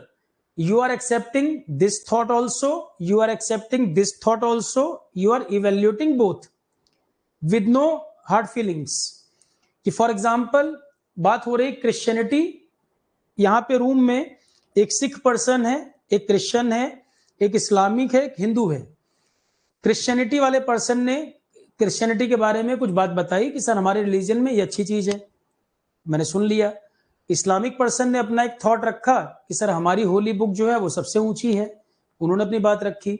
Sikh person ने अपना point रखा और पंडित जी ने अपना point रखा. तो neutral means what? I am accepting all this things with no pre mindset. कोई मैंने पहले से माइंडसेट नहीं बनाया हुआ है कि ये अच्छा कि ये बुरा, मतलब पहले से प्री माइंडसेट के साथ हम नहीं बैठे हैं कि पहले अच्छा बुरा मान लिया. हमने सबके थॉट सुने, एक आपस में डिबेट डिस्कशन किया, जिसमें से जो अच्छी चीज लगी वो ले लिया, जो नहीं ठीक लगा हम नहीं एक्सेप्ट कर उसको छोड़ दिया. तो जब डिबेट डिस्कशन ही नहीं होंगे तो उसमें अमृत कैसे निकलेगा? आज अगर डिबेट डिस्कशन का स्कोप ही खत्म हो जाए, एक रिलीजियस कट्टरता लोगों में जो हो गई है, अगर डिबेट डिस्कशन ही नहीं होगा तो उसमें से काम की चीज कैसे निकलेगी? क्रिश्चियनिटी में एक टाइम में जितना वायलेंस लोगों ने किया है, अगर वो टाइम के साथ लिबरलाइजेशन को अडॉप्ट नहीं करते, या वो एक दूसरे के डिबेट डिस्कशन या बड़े बड़े इंटेलेक्चुअल नहीं होते, या लिटरेचर लिखने वाले वहां पर नहीं होते, या बड़े बड़े जो थॉट्स जिन्होंने कंसेप्ट दिए वो नहीं होते, तो कैसे वो मॉडर्नाइज हो गए होते? तो जिस सोसाइटी में इंटेलेक्चुअल्स को रिस्पेक्ट नहीं मिलेगा, वो सोसाइटी डेवलप भी कैसे करेगी? कि अगर एक बड़े पर्सन ने कोई कंसेप्ट दिया तो उसको लाखों लोगों ने पढ़ा, लाखों लोगों ने समझा, उसके बाद सोसाइटी में चेंज आया. आज अगर वो लिबरल हैं, आज अगर वो अपने आप को मॉडर्नाइज कहते हैं, तो वो डे वन से ऐसे नहीं थे. वहां भी प्रॉब्लम थी उस सोसाइटी में जो हमारे यहां भी है. ठीक है? तो न्यूट्रलिटी मीन्स हमारा जो माइंड है, एक न्यूट्रल अप्रोच होनी चाहिए कि जब कोई बात है, अब जैसे ही किसी के ऊपर कोई चर्चा की तुरंत आप भड़क गए, आपने दूसरे को स्कोप ही नहीं दिया बात करने का. जो एक फ्रीडम होना चाहिए जहां पर डिस्कशन हो सके. किसी ने कोई कार्टून बनाया तो कोई बात ही नहीं कर रहे हैं कि भाई आपने किस माइंडसेट से ये किया, या इसमें क्या अच्छा क्या बुरा. जब डिबेट डिस्कशन होंगे, कुछ चीजों को आप एक्सेप्ट कर सकते हो, कुछ को आप रिजेक्ट कर सकते हो, पर उसके लिए इतना एक वायलेंट हो जाना या बिल्कुल धरना प्रदर्शन करना, डंडे और भाले लेके घर से निकल जाना, ये कोई न्यूट्रल अप्रोच थोड़ी है, ये तो कट्टरता को बता रहा है. तो वैल्यू न्यूट्रलिटी, इसको हिंदी में क्या कहेंगे? मूल्य तटस्थता. हिंदी में कुछ बच्चे होंगे ना, जानते होंगे तटस्थ होने का क्या मतलब है. जैसे दो दोस्तों में झगड़ा हो रहा है, एक कह रहा है कि तूने कहा था मुझे पार्टी देगा कल, और दूसरा कह रहा है पिछले महीने तूने भी कहा था पर तूने भी पार्टी नहीं दी. उन दोनों ने एक तीसरे पर्सन को बैठा दिया बीच में. कई बार हुआ होगा कि यार तुम बताओ क्या ये सही किया इसने, और वो कह रहा है यार तुम बताओ इसने मेरे साथ ऐसे किया. वो थर्ड पर्सन को जो तुमने बिठाया है, तुमने क्या सोच के बिठाया है कि ये न्यूट्रल पर्सन है, ये जो डिसीजन देगा वो न्यूट्रल अप्रोच के साथ देगा, कौन सही कौन गलत, दोनों की बातों को सुनेगा और एक न्यूट्रल आंसर करेगा. इसका कोई प्री माइंडसेट नहीं है दोनों के लिए. तो न्यूट्रलिटी का मतलब ये होता है. एथिक्स की दुनिया में चीजों को समझने के लिए बहुत इंपॉर्टेंट है न्यूट्रल माइंडसेट. मैं कहीं कहीं कुछ ऐसी बातें बताऊंगा, आप एकदम से भड़कोगे, अरे सर ये कैसे हो जाएगा? क्योंकि जिस सोसाइटी में आप पले बड़े हो, जिस सिस्टम को आप देखते आए हो, कास्ट या रिलीजियन या कई तरह की चीजें, वो एकदम से आपके अंदर से उबाल मारेंगी, अरे ये कैसे हो जाएगा, तो गलत है. जैसे कई लोग आज भी होंगे, उनके घर में कोई पर्सन आता होगा, कोई कास्ट अलग है, डिफरेंट ग्लास या कप रखा होगा, उसको चाय देंगे, पहले तो बराबर में बैठाएंगे नहीं. आज भी मिलेगा आपको ये देखने को. ये जो इनइक्वालिटी है आज भी देखने को मिलेगी. या वुमेन अगर कुछ अच्छा कर रही है फैमिली में, उसको नहीं करने देंगे, रोक देंगे कि विमेन को क्या जरूरत है पढ़ाई करने के लिए. विमेन इक्वालिटी को एक्सेप्ट नहीं करते. ये मैं कोई अमेरिका और यूरोप की बात नहीं कर रहा हूं, इंडिया की बात कर रहा हूं. चाइल्ड लेबर पे ज्ञान देंगे, घर में खुद बच्चा काम कर रहा होगा. ठीक है? तो ये जो पॉइंट्स बने हुए हैं, जिस सोसाइटी में हम ग्रो किए हैं, जिस सोसाइटी में ग्रो किए हैं, जिस कल्चर को हमने देखा, उसका कुछ ना कुछ इंपैक्ट हमारे सोशल थॉट, हमारे थॉट प्रोसेस पर भी होता है. हमारे थॉट प्रोसेस पर भी उसका इंपैक्ट होता है. तो नेनमदी आई एम सेइंग कि when you are the society in which you are growing, that society had some impact on your thought process or no? Whatever you learn from your family surrounding, like religious issue related to casteism, related to women, so these things having some impact on your mind or no from your childhood? Yes, na? So these things also affecting your thought process. That's what I'm saying. So neutrality means is what? Neutrality means एक neutral approach, unbiased. कि for example, there is conflict between two friends and there is third person who is observing both two. So third person having neutral approach कि which one is good, which one is bad. Neutral mindset. To understand ethics, this neutrality is very important to accept all the thought process. कि one philosopher saying something, second philosopher saying any other concept. So we are open to accept both the thought process. We are evaluating those thought process. That process may be right or wrong, but we are at least evaluating both. We are absorbing both and we are evaluating first concept which is good, I'm accepting this, and second which is not good, I'm rejecting that. Simple as that. कि कोई thought process आ रहा है तो हम उसको भी सुन रहे हैं, उसको भी सुन रहे हैं, जो हमें एक्सेप्ट करना है उसको हम एक्सेप्ट कर रहे हैं, जो नहीं पसंद आ रहा है उसको हम रिजेक्ट कर दें, पर हम डिस्कशन ही ना करने दें, बात ही ना करने दें, ये तो अप्रोच ठीक नहीं है. तो first approach we need value neutrality, मूल्य तटस्थता, कि हमें किसी सोसाइटी को लेकर, रिलीजन को लेकर, कास्ट को लेकर, वुमेन इक्वलिटी को लेकर न्यूट्रल अप्रोच होना, value neutrality. Second is reasoning mind. तो वैल्यू न्यूट्रलिटी में ना there is scope of debate and discussion. Here we are giving scope to debate and discussion, and by debate and discussion we can improve so many things which are going on in the society mein there are so many problems. By debate and discussion we can improve lot of things, but without debate and discussion how it's possible to resolve these major issues? By following extremism, by closing the scope of debate and discussion, how it's possible to improve? Debate discussion होगा, कुछ चर्चा होगी, तभी आप improvement ला पाओगे. अगर आपने debate discussion scope को ही बंद कर दिया तो आप चेंज ही नहीं कर सकते. कट्टरता जो है उस स्कोप को ही बंद कर देती है.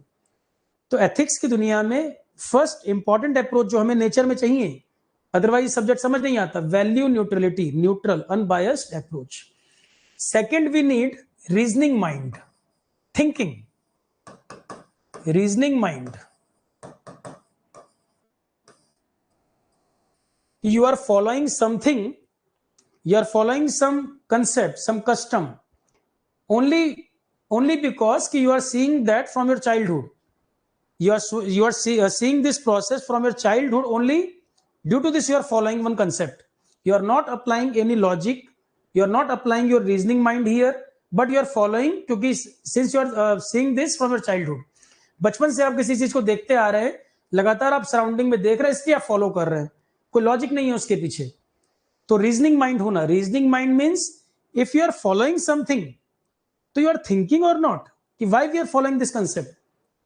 फॉर एग्जांपल आइडल वर्शिप, और for example you are discriminating you are discriminating between black and white person, or you can say caste or religion related. So you are not applying your reasoning mind, but only you are following because from your childhood you are seeing this. So you need your reasoning mind. If you are following something, at least you need to evaluate कि why I'm doing this. आप कोई भी काम कर रहे हो, क्या उसमें आप सोच विचार करते हो? ऐसे बहुत सी चीजें आप अपनी लाइफ में फॉलो करते हो. अगर आप बैठकर सोचोगे तो आप कहोगे यार ये मैं बचपन से फॉलो कर रहा हूं, पर इसका लॉजिक क्या है, मैंने कभी सोचा ही नहीं है.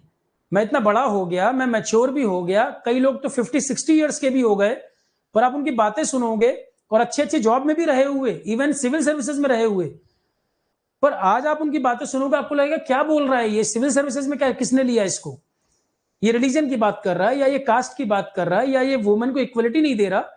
आप इस तरह के कई एग्जाम्पल आपको दिख जाएंगे, क्योंकि वो उसकी सोसाइटी जहां से वो ग्रो किया है उस चीज से वो निकल नहीं पाया. पर अगर रीजनिंग माइंड होता तो वो हर चीज को इवेल्युएट करता कि मैं कुछ कर रहा हूं तो मैं क्यों कर रहा हूं, कोई रीजन तो होना चाहिए. रीजनिंग माइंड, तार्किक मस्तिष्क, reasoning mind. Second approach ethics के लिए you need reasoning mind. Third approach, you need balancing mind. Balancing mind. Balancing mind is what? Balancing mind situation के हिसाब से आपको कैसे रिएक्ट करना चाहिए, कोई सिचुएशन में आपका डिसीजन कैसे होना चाहिए. Balancing mind. One is reasoning mind, logic लगाना, प्रॉपर उसमें अपना माइंड अप्लाई करना, रीजन पे जाना, रीजनिंग, तार्किक मस्तिष्क. और बैलेंसिंग माइंड मीन्स कि for this problem there are 10 ways, for this problem there are 10 ways, which one is good. Balancing mind, किसी एक्सट्रीम को पकड़ना नहीं, बैलेंसिंग माइंड कि सही सॉल्यूशन क्या हो सकता है इस पर. तो एथिक्स को समझने के लिए balancing mind is also required. Third approach है बैलेंसिंग माइंड. तो कैसे एथिक्स समझ में आएगा? One is value neutrality, neutral stand, unbiased होना चाहिए. Second is logical reasoning mind. Third is balancing mind कि बहुत जल्दी एक्सट्रीम को नहीं पकड़ना है, बहुत जल्दी गुस्से में नहीं आ जाना है. Balancing mind means there are 10 ways, there are so many discussion, which one is suitable for me या which one is good in this particular situation. तो बैलेंसिंग माइंड होना. कई बार कहते हैं ना सर इतनी सारी चीजों में बैलेंस बनाना है. In general, when we are saying this balancing word, balancing meaning is what? That there are so many things and we are making balance of that. Neither this extreme nor that extreme. We are balancing. Clear है? बुद्धा का concept, for example, middle path concept you can say. Buddhism में बोलते हैं ना middle path. तो balancing mind, सारी चीजों को इवेल्युएट करने के बाद बैलेंसिंग कहां पर बेटर है, तो ऐसा माइंड होना चाहिए, balancing mind. And fourth concept, you need continuum approach. Fourth, there is continuum approach. Continuum approach. What is continuum approach? Very simple concept, continuum approach. See here, there is one thing known as dichotomy. एक word होता है dichotomy, Hindi में बोलते हैं द्वैधवाद. द्वैधवाद, dichotomy. Dichotomy means science student का basically mind कैसे वर्क करता है. Sir this is good, this is bad, this is right, this is wrong, that person is courageous and second person is coward. In your thinking in extreme there are two extremes, one is this extreme, second one is this. तो आप कैसे इसको evaluate करते हो? Sir that person is good और bad, that person is right और wrong, that person is courageous, that person is coward. What is continuum approach in ethics world? In ethics this particular subject you need continuum approach.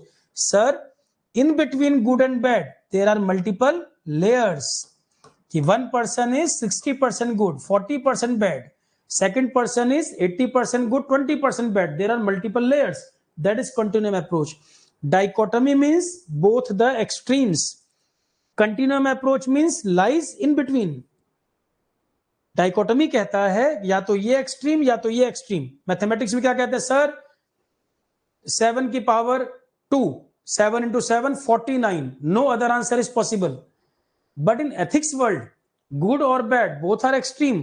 But in reality we are lying in between. In between. Maths में आप मैं बोलूं कि 2 की power 3, 2 cube, आप कहोगे sir 2 into 2 into 2, 2 2 जा 4, 4 2 जा 8, एग्जैक्ट आंसर आया. क्या एथिक्स में आप बोल सकते हो? एथिक्स में आप एग्जैक्ट आंसर निकाल सकते हो क्या? आप किसी गुड पर्सन को गुड तब कहना जब 100% गुड हो, किसी बैड को बैड तब कहना जब 100% बैड हो.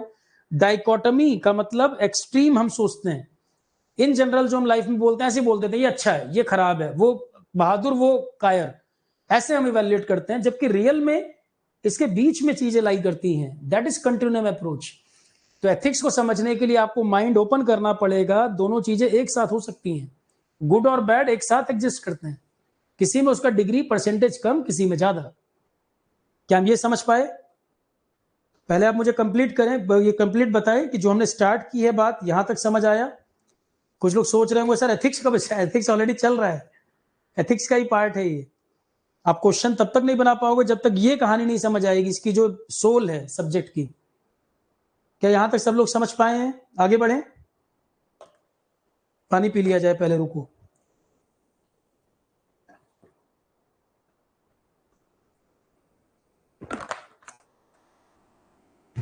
सब्जेक्ट कुछ ठीक लग रहा है या बोरिंग सा तो नहीं लग रहा?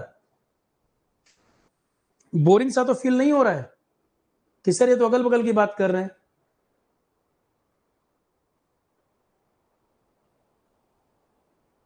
Value means these are those things, or you can say those principles which society is willing to follow. Society जिसको चाहता है फॉलो करना, क्योंकि सोसाइटी में वो चीज इंप्रूवमेंट लाएगा। वो नैतिक आदर्श जिसे समाज फॉलो करना चाहता है, इसका मतलब है वैल्यू। वो नैतिक आदर्श जिसे समाज फॉलो करना चाहता है, क्लियर, दैट इज वैल्यू। तो continuum approach lies in between, and dichotomy meaning is what? Dichotomy means extreme point, that is dichotomy. Continuum lies in between. तो एक्स्ट्रा डाइकोटोमी का मतलब है ये एक्सट्रीम या ये एक्सट्रीम, और कंटिन्यूम इनके बीच में चीज लाई करती है। एथिक्स में हमें फ्लेक्सिबल रहना पड़ता है कि दोनों एक साथ भी लाई कर सकते हैं। मैथमेटिक्स की तरह नहीं सोचना कि सर 7 आएगा तो 7 ही आएगा, यहां दोनों एक साथ लाई कर सकता है।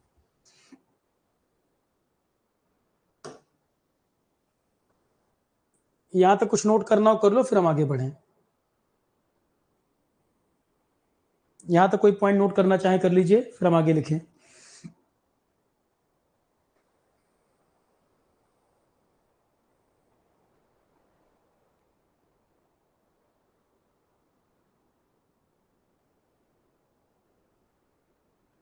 कंटिन्यूम अप्रोच का मतलब तो संकल्प ये है कि डाइकोटोमी, जो दोनों एक्सट्रीम है उनके बीच में कुछ सोचना।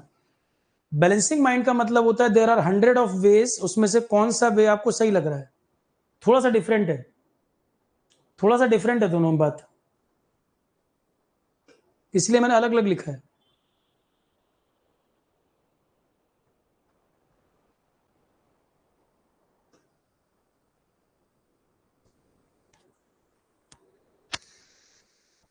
इसके अलावा कुछ टर्म्स हैं जो हमें समझने हैं। One of the term is attitude, one of the term is aptitude, one of the term value, one is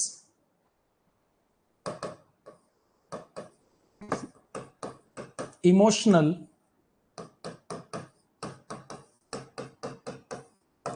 intelligence, and one is our conscience. One is our conscience. So these 5 terms we need to understand here. So English medium student, is there any problem? Are you comfortable with the terms or no? English medium students, are you comfortable with this theory part? Are you getting all these points? I am repeating in both. Hindi वाले जो हैं वो भी परेशान ना हो, मैं सारी चीजों को दोनों में रिपीट कर रहा हूं। हिंदी में 2 टाइम रिपीटेशन, इंग्लिश में 1 टाइम रिपीटेशन। तो all of you are comfortable, या किसी को कोई प्रॉब्लम हो रही है मुझे बताए। 1 और 2 क्लास में फ्रीक्वेंसी मैच कर जाएगी, फिर वो इजी हो जाएगा। Anyone, any problem? Shall we continue? Okay. Now these 5 terms we need to understand. One is attitude. Attitude meaning is what? What does it mean? Attitude in general, what is attitude? Sometimes you are using this term na ki sir in college there is one boy, or that boy show so much attitude. Red colour shirt, yellow colour pant, green colour goggles लगाया है, that is attitude. तो that is the meaning of attitude. Is this correct? या उसका speaking style that is very blunt, not good, that is attitude? No. Attitude means what? Your approach towards anything. It may be positive approach और it may be negative approach. For example, your approach towards society, your approach towards your family, your approach towards yourself. Attitude meaning is your approach. आप किस चीज को किस तरह से, आपका रुझान क्या है, आपका इंक्लाइनेशन क्या है, attitude in simple term you can से रुझान, हिंदी में बोलते हैं रुझान। आपका किस चीज की तरफ झुकाव कैसा होता है? For example, there are two colour, one is red, one is blue. One colour is red, one is blue. One is red, one is blue. Manish, which one is your favourite other than red blue, या red blue में कौन सा आपका favourite colour बताओ मुझे। Red तुम्हें पसंद है, ब्लू या कोई और कलर, वो लिख देते हैं।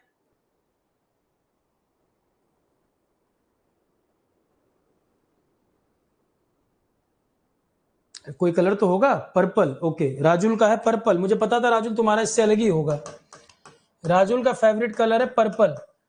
तो Rajul, when you see red colour, blue colour, purple colour, your attitude towards purple color is different than red or blue?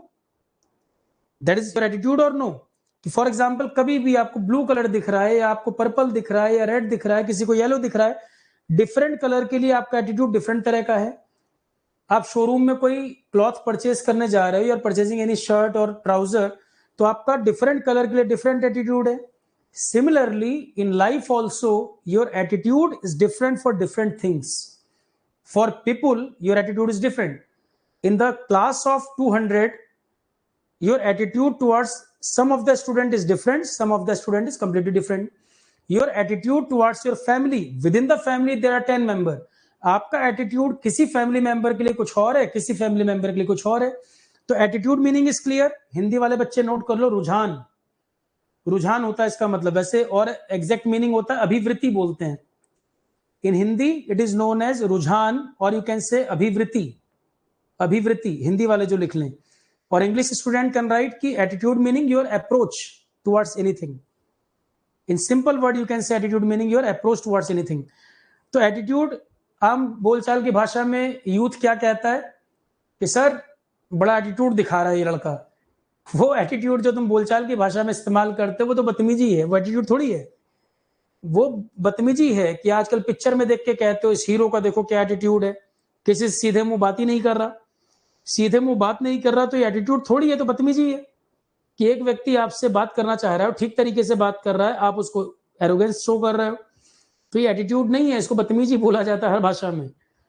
सही है। और एटीट्यूड का रियल मतलब होता है रुझान, आपकी अप्रोच किसी चीज के प्रति, कलर के प्रति, फूड के प्रति, सोसाइटी के प्रति, लोगों के प्रति, फ्रेंड्स के प्रति, एनिमी के प्रति, आपका एटीट्यूड किसके लिए कैसा है, दैट इज एटीट्यूड। आपका रुझान कैसा है। ये कलर के लिए भी अप्लाई होता है, आपकी लाइफ के लिए भी अप्लाई होता है। ठीक, तो first is attitude. Meaning is clear और no? Attitude meaning is clear. ऐसे ही क्वेश्चन आएंगे, एटीट्यूड पूछ लेगा, एटीट्यूड के बारे में 4 ऑप्शन दे दिया, विच one is correct. Attitude means your approach towards anything, किस चीज को आप कैसे देखते हो, आपका नजरिया, और सिंपल कहें नजरिया कैसा है किसके प्रति। Shall we proceed? ध्यान से सुनो, सारे क्वेश्चन है जो बोल रहा हूं मैं, ये सब क्वेश्चन है जो पढ़ा रहा हूं। अगला पॉइंट सुनो। Next is aptitude.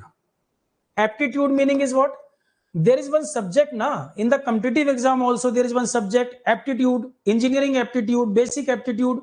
what does it mean? aptitude का क्या मतलब है? बोलते ना सर एप्टीट्यूड टेस्ट है ये। एप्टीट्यूड टेस्ट मींस आपकी प्रतिभा, आपका पोटेंशियल उसमें देख रहे हैं। एप्टीट्यूड मींस योर प्रतिभा, your potential, your thought process basically. तो aptitude meaning is, in Hindi you can write down प्रतिभा। एप्टीट्यूड, एप्टीट्यूड मीनिंग इज प्रतिभा इन हिंदी। और you can say your basic thought process, या you can say your basic skill या basic potential. Skill is not the right word, Hindi में प्रतिभा बोलते हैं, English में आप कह सकते हो योर बेसिक पोटेंशियल, आपका थॉट प्रोसेस कैसा है, मेंटल एबिलिटी कैसी है। तो एप्टीट्यूड मीनिंग इज प्रतिभा in Hindi. For example, there are two student, one is one person। अच्छा, एप्टीट्यूड क्या बाय बर्थ भी होते हैं कुछ एलिमेंट्स? एप्टीट्यूड स्किल से डेवलप कर जाता है, कंटिन्यूअस प्रैक्टिस से ग्रो कर जाता है, या there are some by birth trait also? किसी की प्रतिभा, क्या उसको ट्रेन करके, किसी को ट्रेन करके हम रामानुजन बना सकते हैं ट्रेनिंग देकर, या इसके कुछ ट्रेट बाय बर्थ भी होते हैं? For example, when you studied in school, maybe you seen some student ki sir, that student was very laborious, he studied very hard, he studied very hard in mathematics, but he was not scored good marks. Another person, he studied very less in mathematics, very less practice, but he scored more than 90. Have you seen that type of example ki sir, technical maybe, for example, या mathematics में भी in my life I seen so many example कि sir, that person doing very hard effort but result was not good. Another person in very less effort, he achieved very high things in life, good rank, good score, he have good command in technical subjects also. I am doing day and night practice, day and night I am doing numerical here, but I have not good command in this subject. So it means practice is important, but some traits are by birth also. Maybe you are not agreeing by this statement, because sir, I am not agree. By practice we can achieve anything. In most of the creative things, we can divide this in two parts. For example, driving is a skill. By practice, you can train yourself in driving. But is it possible that by practice you can become a good painter or good author, poet? अब मुझे बताओ, मैं दो बातें यहां पर करता हूं, एक स्किल की बात करता हूं, जैसे कारपेंटरी है, बढ़ई का काम है मान लो, या ड्राइवरी का काम है, आपको 2 मंथ अच्छी प्रैक्टिस करा दी जाए, आप बहुत बढ़िया ड्राइविंग कर लोगे। पर क्या आपको प्रैक्टिस देकर बहुत अच्छा पेंटर बना सकते हैं? गारंटी है क्या? या बहुत अच्छा पोएट बन जाओगे आप? आपका माइंड को मैं क्रिएटिव कर दूंगा ट्रेनिंग देकर। If you have some by birth trait, by proper training और practice, you shall become great. If you have some by birth element in yourself, and by continuous training and practice, you may become a great personality, a great singer, a great poet, literature or author, or you can say mathematician, or you can say scientist. So some by birth element are required. But another example, if you have by birth trait, but there is no practice, there is no training, is it possible to become great now? You have elements in yourself, but you have no idea about these traits. You have no idea about these inbuilt traits in yourself. And without practice or training, is it possible to become Sachin Tendulkar? No. तो meaning is, दो चीजें की हम बात कर रहे हैं sir. Aptitude, प्रतिभा हमारे अंदर जो होती है, same thing I am repeating Hindi, हमारे अंदर जो प्रतिभा होती है उसमें दो बातें हैं। कुछ प्रतिभाएं ट्रेनिंग प्रैक्टिस करके आ सकती हैं, जैसे ड्राइविंग करना, वो स्किल की बात है। वो स्किल की बात है कि 200 क्लास में हम ड्राइविंग सिखा रहे हैं, मोर और लेस सभी लोग ड्राइविंग सीख जाएंगे। या किसी को हम कोई कुर्सी रिपेयर करने का काम सिखा रहे हैं, वो सीख जाएगा। या गार्डनिंग का काम सिखा रहे हैं, वो भी सीख जाएगा। पर क्रिएटिव काम जहां पर इन्वॉल्व होता है, उसमें कुछ बाय बर्थ स्किल भी रोल प्ले करती हैं। जैसे कोई पर्सन किसी फील्ड में बहुत महान बना, तो वो महान बनने में कुछ बाय बर्थ एलिमेंट थे। अब अगर वो बाय बर्थ एलिमेंट उसमें थे और उसको ट्रेनिंग और प्रैक्टिस मिल जाए और उसको उस चीज का पता चल गया हो कि मेरे अंदर ये गुण है। सचिन तेंदुलकर 10th क्लास से ही क्रिकेट में आ गए, ट्रेनिंग उनको पता लग गया मेरे अंदर एलिमेंट, और अच्छे गुरु मिल गए, ट्रेनिंग प्रैक्टिस मिली, वो महान बन गए। पर अगर आपके अंदर वो एलिमेंट था और ट्रेनिंग प्रैक्टिस नहीं मिली, तो क्या आप महान बन जाओगे? कुछ भी नहीं बन पाओगे। सचिन तेंदुलकर मान लो उनके अंदर बाय बर्थ क्रिकेट के लिए है कि उनके अंदर ये प्रतिभा थी, और अगर उनको ट्रेनिंग प्रैक्टिस ना मिलती और सीधे वर्ल्ड कप के मैच में उतार देते, तो लाख प्रतिभा बाय बर्थ रही हो, क्या वो अच्छा खेल लेते? नहीं। मतलब बाय बर्थ ट्रेट होना और उसमें प्रैक्टिस ऐड कर दी जाए तो वो व्यक्ति महानता की तरफ चला जाता है। हम में से बहुत लोगों में परमात्मा ने हर इंडिविजुअल को कुछ ना कुछ ऐसा गिफ्ट दिया है, उसके अंदर सब में कुछ ना कुछ एलिमेंट है। कोई पोएट बनने के लिए पैदा हुआ है, कोई ऑथर अच्छा है, कोई किसी और काम में अच्छा होगा, किसी की फिजिकल एक्टिविटी में अच्छा हो सकता है। पर हम में से बहुत लोग एक लंबे समय तक उसको पहचान ही नहीं पाते कि हम किस चीज को करने के लिए पैदा हुए। आप अपने फादर से भी पूछेंगे तो वो कहेंगे यार 50 इयर्स हो गए, आज मुझे समझ आता है कि मैं वायलिन सीखना चाहता था, है ना। या कभी आप लोग आपस में बात करते होंगे कि सर मैं तो सिविल इंजीनियरिंग कर रहा हूं, पर बचपन से मुझे पेंटिंग अंदर से हमेशा एक आवाज उठती थी कि तुम किसी और काम के लिए बने हो, और मैं जब पेंटिंग करता था मैं बड़ा एंजॉय करता था। तो शायद अगर मैं उस फील्ड में जाता, क्या पता आज मैं बहुत बड़ा पिकासो की तरह पेंटर बन गया होता। तो हमारे अंदर कहीं ना कहीं ये चीज बार बार हिचकोले मारती रहती है, बार बार ये चीज अंदर से हमें पुश करती रहती है कि कुछ ना कुछ तो तुम्हारे अंदर है। हम में से कई लोग एक्सटर्नल प्रेशर के चलते, फैमिली प्रेशर के चलते दब जाते हैं, उस बात को एक्सप्लोर ही नहीं कर पाते। और एलिमेंट हमारे में था पर हमने उसको एक्सप्लोर करने का मौका ही नहीं दिया, और हम बनने के लिए पैदा हुए, कुछ बन गए हम कुछ और 40 ईयर के बाद याद आता है यार ये, और वो हमेशा तुम्हें क्लिक करता रहेगा कि यार मुझे म्यूजिक बहुत पसंद है। जैसे मुझे लगता है मुझे संतूर सीखना था, बहुत पहले से म्यूजिक मुझे बहुत पसंद था, मुझे इंस्ट्रूमेंटल प्ले करना था। फील्ड मान लो अलग हो गई, ठीक है, कि सर्कमस्टांसेस कई बार ऐसे बनते हैं कि आप नहीं कर पाते, फैमिली कंडीशन भी है, फैमिली प्रेशर भी हो सकता है, सोसाइटी का प्रेशर भी हो सकता है। फिर वी आर डेवलपिंग कंट्री में there are limited resources, payment is also one of the important criteria, survival is also one of the important criteria. तो कई बार आप अपनी स्किल से, अपने उस बाई बर्थ एलिमेंट से डेविएट हो जाते हो, जो हम में से बहुत लोग हो गए होंगे। पर महान बना व्यक्ति वो है जो बचपन में उस एलिमेंट को पहचाना और सारे ऑड्स को बीट करते हुए उसको प्रैक्टिस मिल गई, तो वो महानता की तरफ गया। इट मीन्स एप्टीट्यूड में practice is also playing important role, and some by birth element is also playing important role. Both combination shall make you great. By birth element plus proper training. If element is there, no training, no practice, कुछ भी achieve नहीं होगा, nothing can be achieved. तो by birth element plus proper training in that particular direction shall make you great. कोई भी महान बना तो ऐसे बना। तो एप्टीट्यूड में प्रैक्टिस, ट्रेनिंग रिक्वायर्ड, पर आपकी प्रतिभा को निखारने के लिए practice, training required, and some by birth element, by birth traits also required, एक इंक्लाइनेशन उसकी तरफ।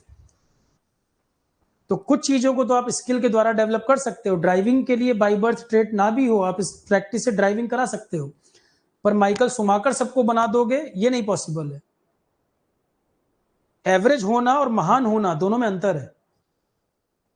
क्लियर है? Third is value. Value already we discussed. Value, some of the example write down. Value example like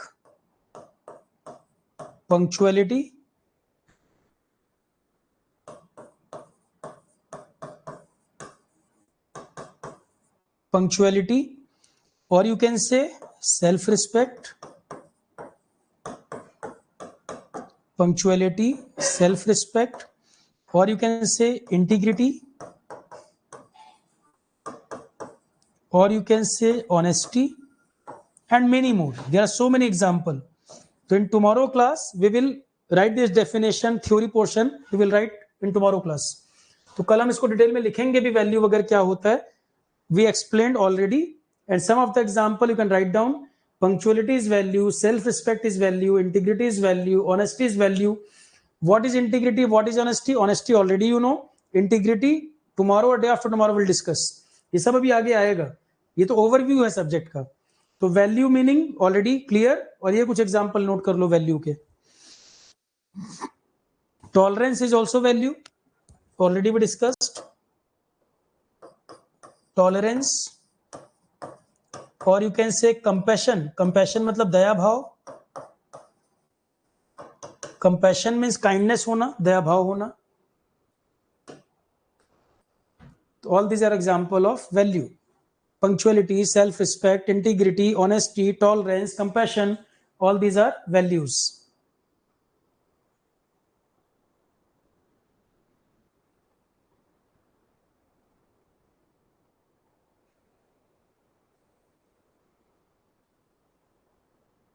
One clear है? Next two term, one is emotional intelligence. Next is emotional intelligence.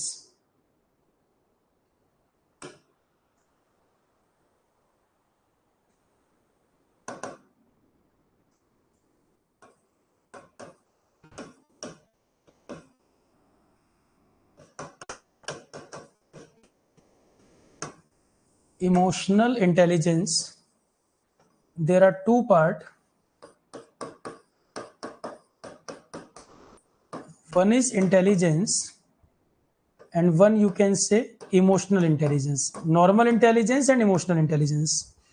Normal intelligence means what? कि for example घर में एक TV remote है और TV remote work नहीं कर रहा 1 वीक से, और आपने उसमें कुछ अपना माइंड लगाया कि उसके अंदर से कोई प्रॉब्लम हो सकती है, कोई डिफेक्ट था, आपने उसको पकड़ लिया। ये है एक नॉर्मल इंटेलिजेंस कि आपने अपनी नॉर्मल इंटेलिजेंस से उसको रिजॉल्व कर दिया। और यू कैन से कोई घर में कोई फॉल्ट हुआ, कोई प्रॉब्लम हुआ या आपके मोबाइल में कोई इश्यू हुआ, एक नॉर्मल इंटेलिजेंस से आपने उसको करेक्ट कर लिया। कई बार हम बोलते हैं ना आईक्यू लेवल, हम कई बार वर्ड यूज करते हैं आईक्यू लेवल, इंटेलिजेंस क्वोशेंट, जिससे हमारी इंटेलिजेंस का आइडिया लगता है। इंटेलिजेंस क्वोशेंट कि हम कितने इंटेलिजेंट है, उससे आइडिया लगता है। एवरेज पीपुल जो होते हैं उनका 90 से 110 होता है।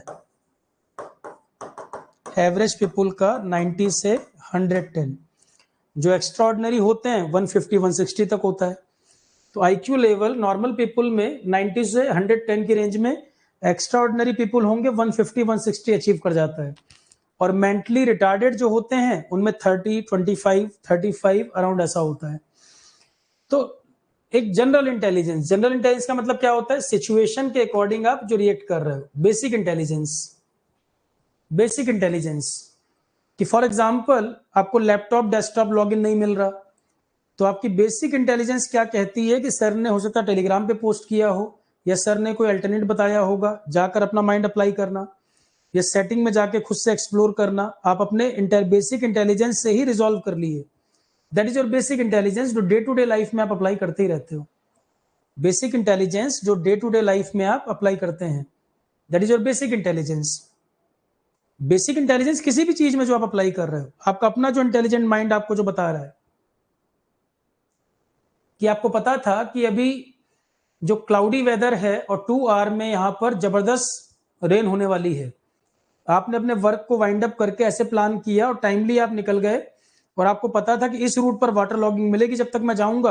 आप दूसरे रूट से निकल गए और आपने ट्रांसपोर्टेशन का भी वो मोड लिया जो प्रॉब्लम ना करे, कि ऑटो रिक्शा में हो सकता है वाटर लॉगिंग प्रॉब्लम हो जाए, आपने मेट्रो पकड़ा। आपने पूरा प्लान कर लिया उसको।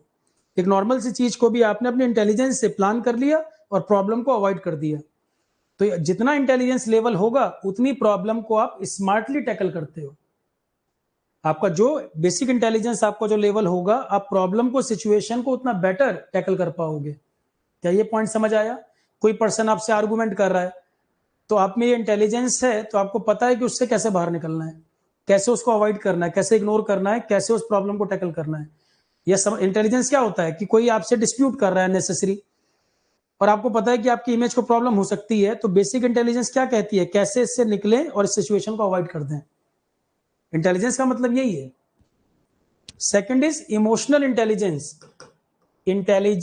विच is related to your emotion, कि जहां पर इमोशन भी अटैच हो गया। इंटेलिजेंस में जहां इमोशन भी अटैच हो गया है, कि भावनात्मक बुद्धिमत्ता, जो इमोशन जहां पर रोल प्ले कर रहे हैं, उस इमोशन के टाइम पर इंटेलिजेंस कैसा होना चाहिए। फॉर एग्जाम्पल, आज की लाइफ में ये कुछ टर्म चलते हैं बहुत ज्यादा यूथ के बीच में, सर ब्रेकअप हो गया है, सर बहुत दुखी चल रहे हैं, और नेक्स्ट वीक यूपीएससी का एग्जाम है। ब्रेकअप हो गया है सर और यूपीएससी का एग्जाम है। तो emotional intelligence playing very important role here, कि how to tackle, how to overcome these emotions, कि आपकी नॉर्मल लाइफ चलती रहे और आपका इमोशन के ऊपर आपका कमांड कैसा है। जब इमोशन आपके ऊपर इंपोज होते हैं, जब इमोशन रोल प्ले करते हैं, उस टाइम आप कैसे डील करते हो। तो जो इमोशनली इंटेलिजेंट पर्सन होगा, वो उन थॉट्स को माइंड पर नहीं आने देगा और अपने एग्जाम में 100% डेडिकेशन से वर्क करेगा। और emotionally if you are weak, then you may be shattered. आप एग्जाम ही नहीं दोगे, आप एग्जाम मिस कर दोगे, नेक्स्ट ईयर हम देखेंगे कि अब लाइफ में बचा ही क्या है करने के लिए। आप ऐसे सोचने लगोगे कि लाइफ में बचा ही क्या है। वो इमोशन इतना डोमिनेट कर गया कि आपका इंटेलिजेंस वगैरह सब खत्म, इमोशन में आप बिखर गए। क्लियर है? तो emotional intelligence means your intelligence the intelligence which is related to your emotion, कि how to tackle this emotions. Emotional condition में जब इमोशनल अटैच होते हैं तब आपका इंटेलिजेंस कैसे काम करता है, कि नॉर्मल कंडीशन में you are very smart, but emotion जब आ जाए तब उस समय आप काम कैसे करो। फॉर एग्जाम्पल, कोविड के टाइम में बहुत डेथ्स हुई है ना। एक दो एग्जाम्पल ऐसे भी हुए कि फॉर एग्जाम्पल यू आर, या any other example, any other person, कि सम ऑफिसर वो ड्यूटी में था, 24/7 ड्यूटी वो फुलफिल कर रहा था, उसकी फैमिली में उसकी वाइफ की डेथ हो गई, उसकी वाइफ की डेथ हो गई, और आज उसको एक बहुत इंपॉर्टेंट मीटिंग करनी थी कोविड के समय में, जहां पे थाउजेंड्स ऑफ पीपल, उनकी लाइफ जो है वो फंसी हुई है, ऑक्सीजन सिलेंडर प्रोवाइड करना और ये सब करना। तो एक उसकी फैमिली का इशू है, उसकी वाइफ की अभी जस्ट डेथ हुई है 2 बजे 2 PM पे, और 4 PM पे उसको मीटिंग करनी है जहां पर उसको ब्रीफ करना ऑफिसर्स को, वो रिस्पॉन्सिबिलिटी है उसकी। फॉर एग्जाम्पल मान लो DM है, अब उसकी रिस्पॉन्सिबिलिटी है कि वो पूरे सिस्टम को, जो उसके एरिया में, उसके डिस्ट्रिक्ट में पूरे सिस्टम को स्मूथ करना है, ऑक्सीजन सप्लाई इंश्योर करनी है। तो अब आप बताओ इमोशन उस समय कितना पीक पर होगा, और इमोशनल इंटेलिजेंस अगर नहीं होगी तो क्या वो इसको मैनेज कर पाएगा? आप मुझे बताओ। ऐसे तो बहुत सारे एग्जाम्पल हो सकते हैं कि उसकी फैमिली में एक बहुत बड़ी ट्रेजेडी हो गई, उसकी अपनी लाइफ में बहुत बड़ी ट्रेजेडी हो गई, पर उसका जो रोल है, जो रिस्पॉन्सिबिलिटी है, कि उसके चेहरे पर आपको कोई भाव नहीं फील हो रहा है, अंदर से वो बिल्कुल आग लगी पड़ी है, और ऊपर से वो कुछ भी जाहिर नहीं कर रहा और अपनी ड्यूटी को फुलफिल कर रहा है। रियल लाइफ में ऐसे कई एग्जाम्पल हैं, ये कोई मनगढ़ंत कहानी नहीं बता रहा हूं मैं, ऐसे कई एग्जाम्पल हैं। तो यहां पर क्या रोल प्ले करेगा? इमोशनल इंटेलिजेंस, कैसे वो सिचुएशन को टैकल करे। तो अगर इमोशनल इंटेलिजेंस नहीं होगा तो मैनेज नहीं कर पाएगा। या फॉर एग्जाम्पल, कोई पर्सन यूपीएससी का एग्जाम देने वाला है 4 डेज के बाद, और फैमिली में फादर या मदर के कोई ऐसी डिजीज हो गई, कोई ऐसी प्रॉब्लम हो गई कि वो बिल्कुल परेशान हो गया, तो इमोशनल इंटेलिजेंस रोल प्ले करेगा। या किसी की फैमिली में कोई डेथ हुई हो, 1 वीक कैसा जाता है उसी पर्सन को पता होगा। अब इमोशनल इंटेलिजेंस रोल प्ले करती है। जो इमोशनल इंटेलिजेंस जिनमें होता है, आप उनके फेस पर कोई एक्सप्रेशन नहीं देखोगे, वो बिल्कुल कूल एंड काम बैठे रहेंगे, वो अंदर से सोचते रहेंगे। और कुछ जो इमोशनल इंटेलिजेंस नहीं मैनेज कर पाते, आप देखोगे जोर जोर से चिल्ला के रोएंगे। तो दोनों की फैमिली में वो पर्सन इंपॉर्टेंट था। या किसी 2 ब्रदर थे, उनके फादर की डेथ हुई, तो जो दोनों ब्रदर थे, एक कूल एंड काम बैठा हुआ है और एक बहुत ज्यादा रो रहा है, चिल्ला रहा है। किस बात का डिफरेंस है? इमोशनल इंटेलिजेंस का। क्लियर है? Next term is conscience, very important for UPSC exam. Conscience UPSC के लिए बड़ा इंपॉर्टेंट है। Conscience, what is conscience? Your inner soul, आपकी अंतरात्मा। Conscience meaning is your inner soul, अंतरात्मा बोलते हैं हिंदी में। Now see here, conscience, one person, you know, Sigmund Freud, psychology की फील्ड में काफी नाम है इनका। Sigmund Freud, he gave one theory, psychoanalysis.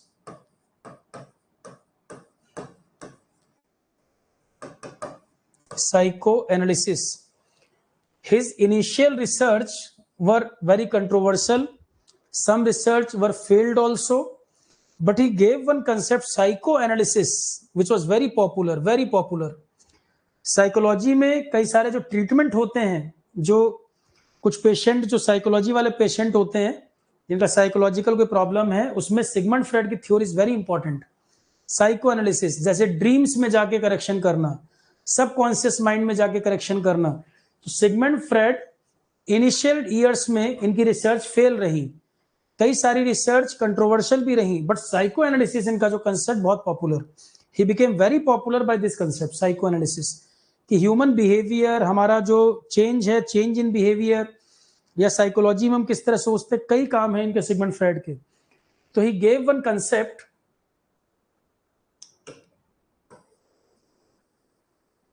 There is one thing known as super ego. Super ego means बहुत एथिकल मन आपका, बहुत एथिकल, बहुत मोरल आपका मन, नैतिक मन बोल देते हैं हिंदी में। सुपर ईगो मीन्स मतलब very positive side you can say, और altruistic type, altruistic meaning is परोपकारी type. For example, super ego means कि you are thinking too much about welfare of any other person. जैसे मैं आपकी भाषा में बताऊं, हालांकि मैं ये एग्जांपल यूज नहीं करता हूं, पर आपकी भाषा में मैं बताऊं जिससे आप कनेक्ट कर पाओ, क्योंकि आजकल स्टूडेंट का भी तरीका समझने के एग्जांपल्स वगैरह समय के साथ चेंज हो चुके हैं. कोई पर्सन किसी रिलेशनशिप में है, ठीक, और कभी कभी दूसरे व्यक्ति के लिए उसके मन में इतना भाव आता है, इतनी काइंडनेस, इतनी दया आ जाती है कि उसके लिए वो चांद तारे तोड़ लाए, कि सामने वाला व्यक्ति उसको इतना मासूम, इतना वो दिखने लगता है कि पता नहीं क्या कर दूं मैं. That is super ego. कि आप अपने सेल्फ को किनारे रखे हुए हो, आपको वो कितना ही परेशान कर रहा है, आपको कितना ही वो दुखी कर रहा है, कितना ही आपको कुछ कर रहा है, पर आपका मन इतना खुला है उसके प्रति कि आप बिल्कुल न्यौछावर कर रहे हो सब कुछ उसके प्रति. That is super ego. और सुपर ईगो जब आप ऐसा सोचते हो कि बहुत ज्यादा मैं इसके लिए कुछ कर दूं, तो आपके अंदर से दूसरी चीज चिल्लाती है, इड. वो कहता है क्या कर रहे हो, अपने लिए भी सोचो थोड़ा. इड कहता है अपने लिए भी सोचो. यह स्वार्थी मन, यह नैतिक मन और यह स्वार्थी मन, इन दोनों की लड़ाई चल रही है. Maybe you heard this word so many time कि Ram and Ravan both are not existing outside, both are confined, both are lies within ourselves. Ram and Ravan fight is still going on from so many years and till date within ourselves. So within ourselves, inside, there are two thought process. Sometimes you may be very liberal, very kind for someone. Clear? कि you want to give all you have, you want to give to any other person, कि sir I can pay या I can donate or I can give anything which I have, either house, property, car, at any level. मतलब you can say कि 100% dedication is there, कि I can give anything as per my capacity, maximum capacity. You are too much liberal for that. You are too much kind, you can say. So that is super ego. But when you are doing this, second side of you starts shouting, no, you must think about yourself also. In movies also you seen this na, कि movies में there are two images. One person saying, मतलब movie में same person का there are two images. One person is saying that is good, second starts shouting no, this is bad. तो one is super ego, one is id. एक स्वार्थी मन और एक नैतिक मन. आपने ये देखा होगा कि आप किसी के लिए सब कुछ लुटाने पे तैयार, इतने दयालु, इतने काइंड हो गए हैं, कुछ भी आप देने को तैयार हो गए हैं, आपको बड़ा सब दया आ रही, बड़ा मासूम सा लग रहा है सब कुछ, और आपका स्वार्थी मन चिल्ला रहा है पागल हो गए हो, कर क्या रहे हो तुम ये, अरे अपने लिए कुछ बचा लो, तुम्हें धोखा दे देंगे ये, चाहे तुम्हारे बच्चे ही क्यों ना हो. कि आपको बेटे पे इतना प्यार आ रहा है, सब कुछ उसको पहले ही दे रहे हो, और आपको बुढ़ापे में अनाथ आश्रम में जाना पड़ रहा है. तो सुपर ईगो, जब आप बड़े काइंड हो गए हो, बहुत ज्यादा किसी के लिए सोच रहे हो, तो इड चिल्ला रहा है भाई पागल मत बनो, ध्यान रखो गड़बड़ हो जाएगी. तो there are two side of your self. One is super ego, one is id. Which one is good? Conscience means your inner soul voice. Clear है? सुपर ईगो और इड के बीच में, in between, conscience lies. That decision is the best decision which is proved by your conscience. Clear है? तो that decision which is proved or which is given by your conscience, that is the best for you, best decision for you. तो super ego कह रहा है कि ये कर दो, सब लुटा दो. इड कह रहा है अपने लिए सोचो, स्वार्थी बनो. कंसाइंस कह रहा है, अंतरात्मा, कि देखो अब तुम दुविधा में हो, तुम ये निर्णय करो. ये अंतरात्मा. तो किसी बड़े महान थिंकर ने कहा था कि दुनिया का बड़े से बड़ा फैसला तब तक सही नहीं हो सकता जब तक उसमें कंसाइंस की मोहर ना लगी हो, अंतरात्मा ने उस पर स्टैंपिंग ना किया हो. That decision is the best decision which is stamped by your conscience. If there is no approval of conscience, that decision is not good. तो दुनिया में बड़े से बड़ा फैसला वो फैसला सही माना जाएगा जिसमें आपकी अंतरात्मा ने मोहर लगाई हो, वही निर्णय सही निर्णय है. क्या ये समझ आया? तो सिगमंड फ्रेड की थ्योरी के हिसाब से वन इज सुपर ईगो, नैतिक मन, इड स्वार्थी मन, दोनों के बीच का रास्ता अंतरात्मा ने जो कहा है वो बिल्कुल सही कहा है। कई बार आप कोई डिसीजन लेते हो, आपका कंसाइंस आपको बोलता है गलत कर रहे हो, ऐसा नहीं ऐसा करो, तो आपकी अंतरात्मा की आवाज अगर आप सुनेंगे तो गलत निर्णय नहीं करेंगे। और सबकी अंतरात्मा सबको गाइड करती है, कई लोग उसकी आवाज को इग्नोर कर देते हैं, कुछ लोग उसकी आवाज को सुनते हैं और फॉलो करते हैं। ऐसा है या नहीं? Everyone having conscience, and conscience giving mentorship or guidance to everyone, but some people suppress that voice, but some people listening this voice. So if you are listening your conscience 99.99% or even 100%, that is nothing but yourself na. Your conscience giving you 100% correct decision, correct direction. Some people ignore this voice, inner voice, and if you are listening it, तो that voice is best work for you. तो आपकी अंतरात्मा आपके लिए जो कहेगी वो सबसे अच्छा कहेगी, आपके लिए बेस्ट होगा। क्या ये हम वर्ड समझ पाए? सारे टर्म्स क्लियर हैं? अमित रंजन, कंसाइंस कैसे गाइड करेगा? How to listen conscience voice, inner voice? That there are so many ways. One of the way you can say meditation. There are multiple ways to explore your conscience more and more. One of the ways meditation. Meditation, I'm not saying ki some asana required. No. If you switch off the light or 5 to 10 minutes, you're concentrating yourself. Na, that is nothing but exploring yourself. You must spend 5 to 10 minutes for yourself per day to explore yourself. Because you are best in yourself. You are listening external voice, but you are not listening internal. हम अपने बारे में बाहर से जानना चाहते हैं, जबकि सब कुछ आपके अंदर छुपा हुआ है। तो अपनी अंदर की आवाज को सुनना शुरू कर दोगे तो बाहर किसी की सुनने की जरूरत नहीं है। कोई दूसरा आपको इवैल्यूएट करेगा, उससे आपको फर्क पड़ता है क्या? कोई दूसरा आपको इवैल्यूएट क्या करेगा? वो तो आपके बारे में अगर वो जेलस होगा तो नेगेटिव बोलेगा। अपने आप को पहचानो। तुम खूबसूरत लोगों को, बड़े अच्छे लोगों को सोसाइटी में ढूंढते हो जो तुम्हें नहीं मिलते। आप सबसे खूबसूरत अपने आप में खुद हो, पर आप अपनी रिस्पेक्ट नहीं करते। You must respect your self. First explore your self. You are best in your self. Introspection करना, आप अपने आप से बेहतर, आप सबसे बेहतर खुद हो। पर हम बाहर की दुनिया में घूमते रहते हैं, इसको उसको देखते रहेंगे, अपने मन में झांक के देखते नहीं। अपने आप में प्राउड फील करो, अपने आप में खुद को रिस्पेक्ट करो, मिरर में खुद देखो तो कहो कि भाई लाइफ दुनिया में आया हूं, किसी काम के लिए आया हूं। अपने आप में कॉन्फिडेंस फील होना चाहिए। सम्मान के साथ खुद को देखो। फिर जब आप ऐसा करोगे तो आप अच्छा बोलोगे, अच्छा सोचोगे, लूज टॉक नहीं करोगे, कोई भी शब्द ऐसे ही मुंह से नहीं निकाल दोगे। वर्ड्स का कुछ मीनिंग होता है, ठीक? और आप देखोगे पर्सनैलिटी आपकी चेंज होती चली जाएगी। And it will play very important role in your interview also. This is one of the best thing to transform yourself. It will transform your personality also. You must listen your self.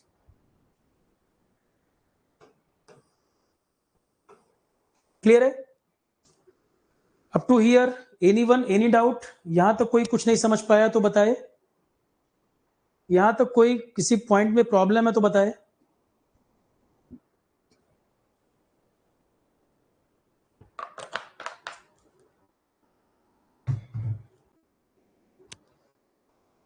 Rajul, तुम चाहते हो मैं class में block कर दूं तुम्हें?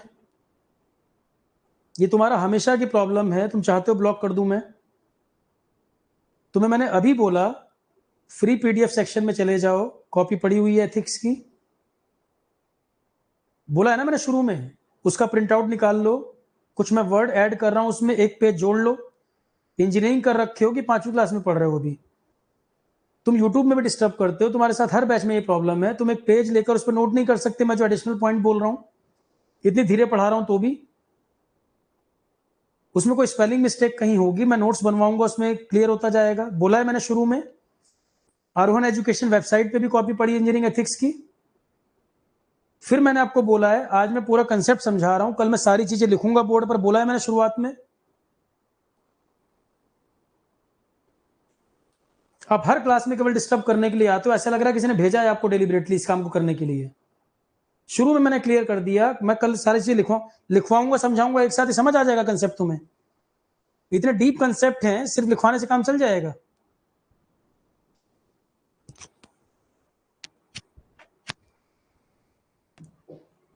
Engineering student हो, mature बच्चे हो, थोड़ा बिहेव वैसा किया करो। और पहले इतनी बार तुम मेरे से पढ़ चुके हो, तुम्हें हर क्लास में पता है कि सर लिख के पढ़ाते हैं, अननेसेसरी डिस्टर्ब कर रहे हो। आज तक तुम मेरे से इतने बैच पढ़ चुके हो, तुम्हें पता है मैं हर चीज लिख के पढ़ाता हूँ। अब मैं समझाना लिखाना एक साथ शुरू कर दूंगा, समझ आएगा क्या? पूरी क्लास का रिदम बेकार कर रहे हो तुम।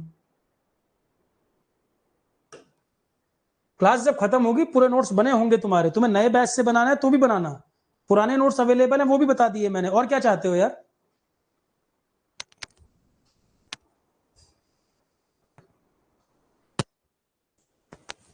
बेटा सेलेक्ट हो जाओ, 24 से पहले पहले वैकेंसीज आ जाएंगी, सेलेक्ट हो जाओ, कहीं चले जाओ जॉब में, नहीं तो और कई समय लगता चला जाएगा इसी चीज में।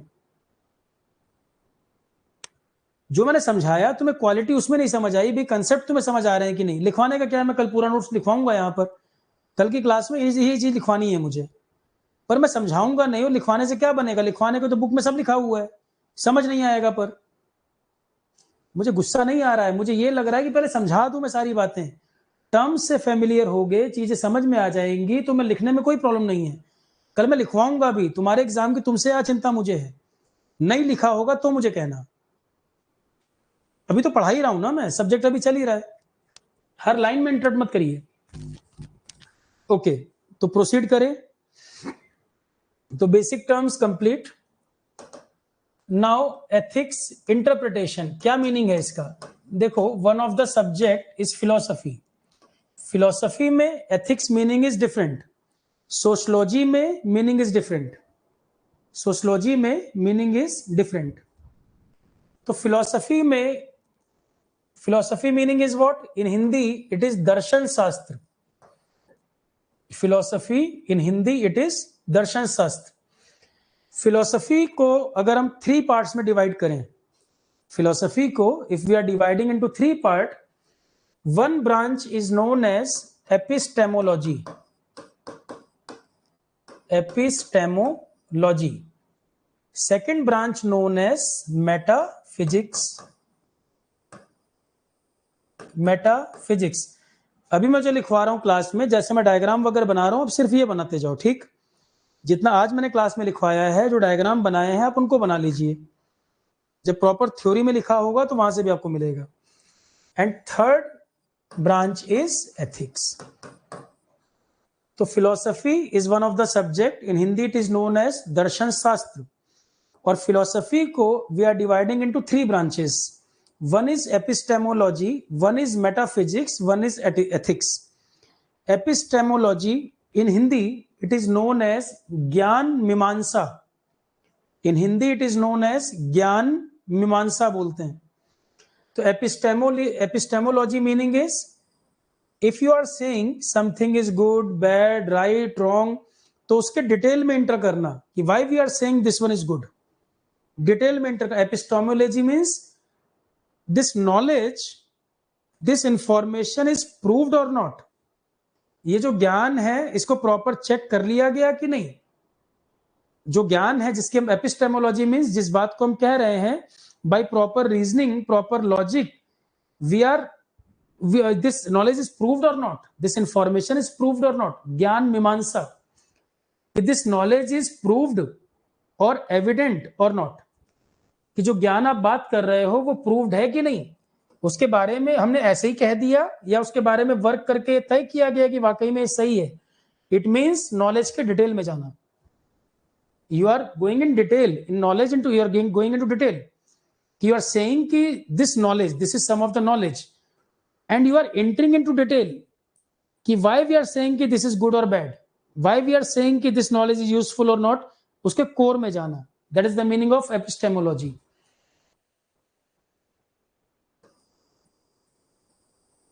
You can say justified, simply you can say justified beliefs or opinion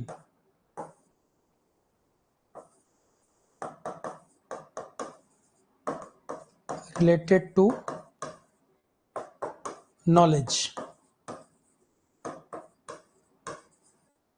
कि जो नॉलेज की हम बात कर रहे हैं वो जस्टिफाइड है या नहीं, जस्टिफाइड बिलीफ और opinion related to knowledge.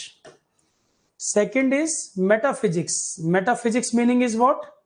Meta means beyond, meta meaning is beyond, its meaning is beyond physics, beyond physics.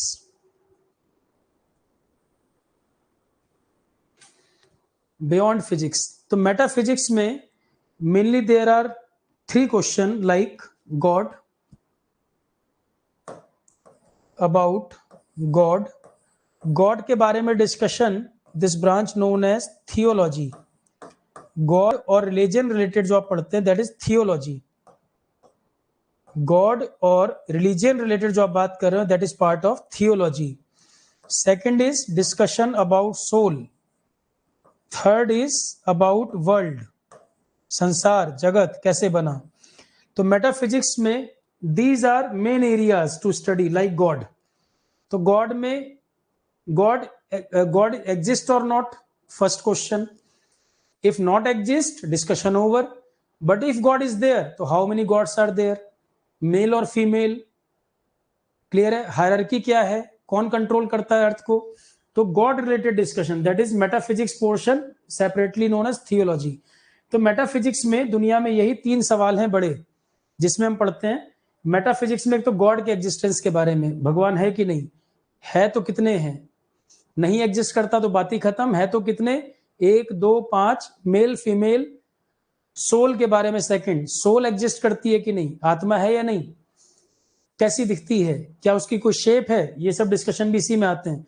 और नेक्स्ट है संसार, जगत के बारे में, वर्ल्ड के बारे में, दुनिया के बारे में, दुनिया का एग्जिस्टेंस कैसे हुआ, इवोल्यूशन कैसे हुआ, कैसे चल रहा है, जगत के बारे में, संसार के बारे में। तो metaphysics deals with these 3 main questions. और एथिक्स में वी आर स्टडिंग, एथिक्स में core issue our life's objective and how to achieve that objective. So life objective, most of the theory, if you study most of the theory except Charvak theory, if you study most of the thinker or most of the great personalities like Buddha, Mahavir, आप जितने नाम पढ़ोगे, life का ultimate objective is moksha, that is salvation. in different religion used by the different name like Kaivalya or moksha or nirvana, but meaning is same, free from the concept of life and birth, moksha, state of bliss and rest, clear है। तो ethics की दुनिया में हम basically ये 2 चीजों पे focus करते हैं, लाइफ का ऑब्जेक्टिव, लाइफ का क्या उद्देश्य है। तो कोई भी धर्म की आप बात कर लो, चारवाक की थ्योरी को छोड़कर उन सब का एक ही बात है, लाइफ ऑब्जेक्टिव। कोई मोक्ष कहता है, कोई निर्वाण बोलता है, कोई कैवल्य बोलता है, अलग अलग रिलीजन अलग अलग बात करते हैं चारवाक की कंसेप्ट को छोड़कर। तो एथिक्स में हम पढ़ते हैं लाइफ का ऑब्जेक्टिव क्या है, लाइक साल्वेशन, साल्वेशन मतलब मोक्ष, और यू कैन से मोक्ष, और यू कैन से निर्वाण, और you can say kaivalya. And method second है, what are the method to achieve this,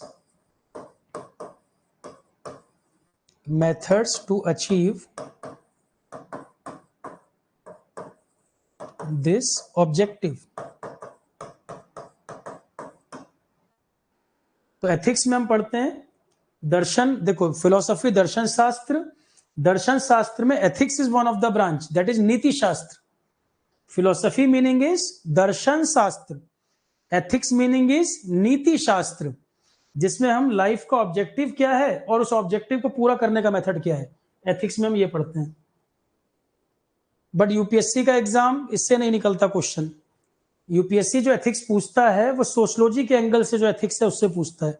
ये पढ़ने के लिए ठीक है कि फिलोसफी का one of the branch is ethics. Ethics में वी आर स्टडिंग लाइफ का ultimate objective and what are the method to achieve that objective. Ethics में हम ये पढ़ते हैं इन फिलोसफी कंटेक्स्ट, फिलोसफी के हिसाब से एथिक्स का ये मतलब है, ठीक है। फिलोसफी के हिसाब से एथिक्स का ये मीनिंग है। फिलोसफी को हिंदी में दर्शन शास्त्र, दर्शन शास्त्र, एथिक्स को नीति शास्त्र, एपिस्टेमोलॉजी को ज्ञान मीमांसा, मेटाफिजिक्स को तत्व मीमांसा, मेटाफिजिक्स तत्व मीमांसा। पर हिंदी में आपको पढ़ना है क्यों? ईएस में तो क्वेश्चन इंग्लिश में आता है, अब तो हिंदी ट्रांसलेशन भी नहीं आता। ईएस में क्वेश्चन ओनली इंग्लिश में है ना, Hindi translation not available.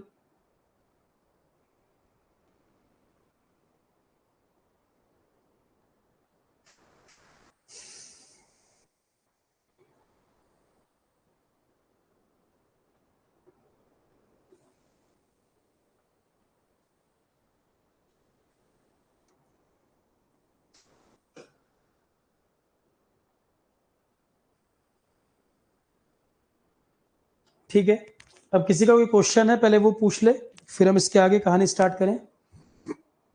Up to here anyone, any doubt?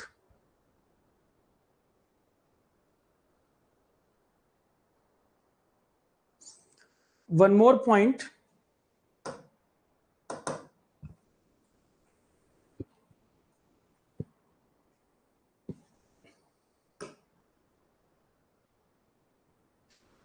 one word is ethics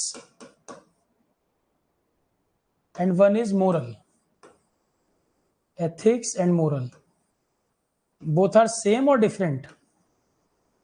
Ethics and moral, both the terms are similar or different? एक ही बात है, अलग अलग है? One is ethics, another is moral. Language जिस प्रिंसिपल पर work करता है, दैट प्रिंसिपल इज कि in minimum words we are explaining maximum things. Language का जो फंडा है, फंडामेंटल है कि लैंग्वेज में in minimum words we are explaining maximum things. Sometimes you are using term ना दैट इज सिनोनिम, तो synonym meaning is what? 100% same meaning. If you are using any two word and you are saying this कि sir both the words are similar, तो is it possible कि in all the situation both the word you can use? Language जिस concept पे काम करता है, minimum शब्द में ज्यादा बातें कही जाए, तो अगर दो वर्ड 100% सेम है तो दो वर्ड की जरूरत क्यों है? कोई भी दो टर्म ऐसे हैं जो 100% सेम मीनिंग देते हो, सिनोनिम जो आप बोलते हो। Synonym means similar, 70% similarity, 80% similarity. In 70-80% situation you can use both the term as identical, but 100% meaning is not same. For example, faith or belief, faith or belief, sometimes you can use both the term, there's no difference, but in some situation both shows different meaning. कुछ जगह पर आप faith और belief मतलब आस्था और विश्वास, आस्था और विश्वास दो ऐसे शब्द हैं जिनको आप कई जगह एक जैसे इस्तेमाल कर लेते हो, पर कई जगह इनके मतलब अलग हो जाते हैं। सिमिलरली एथिक्स और moral, sometimes we are using this term as synonym, but it doesn't mean कि 100% meaning is same. No, ethics and moral both have different meaning also. तो in tomorrow class we will discuss कि what is the difference between ethics and moral. We are studying here engineering ethics, not engineering morals. हम subject पढ़ रहे हैं engineering ethics, हम इसको engineering morals नहीं बोल रहे हैं। तो कहीं कहीं तो एथिक्स और मोरल को आप एक जैसा यूज कर लेते। For example, to follow discipline in your life is ethical, correct? To follow discipline in your life is moral, correct? Both word seems similar, but there are so many situations ethics and moral shows different meaning. In some condition as a synonym you can use but not always. तो ethics और moral कई जगह आपको बोलचाल में दोनों का meaning एक जैसा लगता है, पर हमेशा इनका मीनिंग एक जैसा नहीं होता। इनके मतलब में, शब्द में बहुत अंतर भी कई जगह आपको देखने को मिलेगा। कल हम डिस्कशन यहीं से स्टार्ट करेंगे। जैसे सब्जेक्ट हमारा इंजीनियरिंग एथिक्स है, इंजीनियरिंग मोरल नहीं, ठीक है? तो कहां पर हम इनको सिनोनिम की तरह यूज कर सकते हैं और कहां पर दोनों के मतलब अलग अलग हो जाते हैं, कल हमारा डिस्कशन यहीं से शुरू होगा। थ्योरी जो हमने पढ़ी है, कल हम थ्योरी पार्ट भी लिखना स्टार्ट भी कर देंगे और समझाने का जो और पोर्शन है कल इस पे आगे बढ़ेंगे, ठीक है? अब किसी का कोई क्वेश्चन आज के लेक्चर से रिलेटेड तो पूछ ले, फिर हम सेशन को ओवर करें, कल फिर हम नेक्स्ट क्लास शुरू करेंगे। कोई पॉइंट किसी को समझ नहीं आया, क्लास आपने एंजॉय की नहीं की, जो भी आप बताएं क्लास में। कोई इंग्लिश, हिंदी, कोई क्लैरिटी वर्ड में नहीं हो अगर, कोई वॉइस का प्रॉब्लम, कहीं किसी को कोई भी दिक्कत है तो बताए। एक बार आप अपना फीडबैक दें, कुछ पूछना है पूछ लें, फिर हम क्लास ओवर करें। टफ तो नहीं लगा कुछ जो हमने बताया उसमें? कुछ टफ तो नहीं लगा? इंजीनियरिंग एथिक्स को लेकर जो एक परसेप्शन बनाया हुआ है लोगों ने कि टफ है, टफ तो नहीं है। टफ बिल्कुल भी नहीं है, सिर्फ कहानी की तरह सुनना है। कंसाइंस एंड माइंड, कंसाइंस का मतलब आपकी अंतरात्मा सूर्यांश, आपकी अंतरात्मा आपको क्या निर्णय दे रही है, ये कल आएगा। आमिर, मैंने भी एथिक्स और मोरल में डिफरेंस कहां बताया आपको? एथिक्स और मोरल मैंने भी डिफरेंस नहीं बताया, मैंने सब्जेक्ट का एक ओवरव्यू दिया, कुछ टर्म्स से आपको फेमिलियर कराया कि जो शब्द को एग्जाम में पूछता है, बेसिक है ये एथिक्स का। एथिक्स और मोरल जो है, एथिकल होना जरूरी नहीं है कि मोरल भी हो, दोनों हो भी सकता है और नहीं भी हो सकता। कल मैं एग्जाम्पल देकर आपको ये पूरी कहानी बताऊंगा। एथिक्स होने का मतलब हमेशा मोरल हो, ऐसा नहीं है।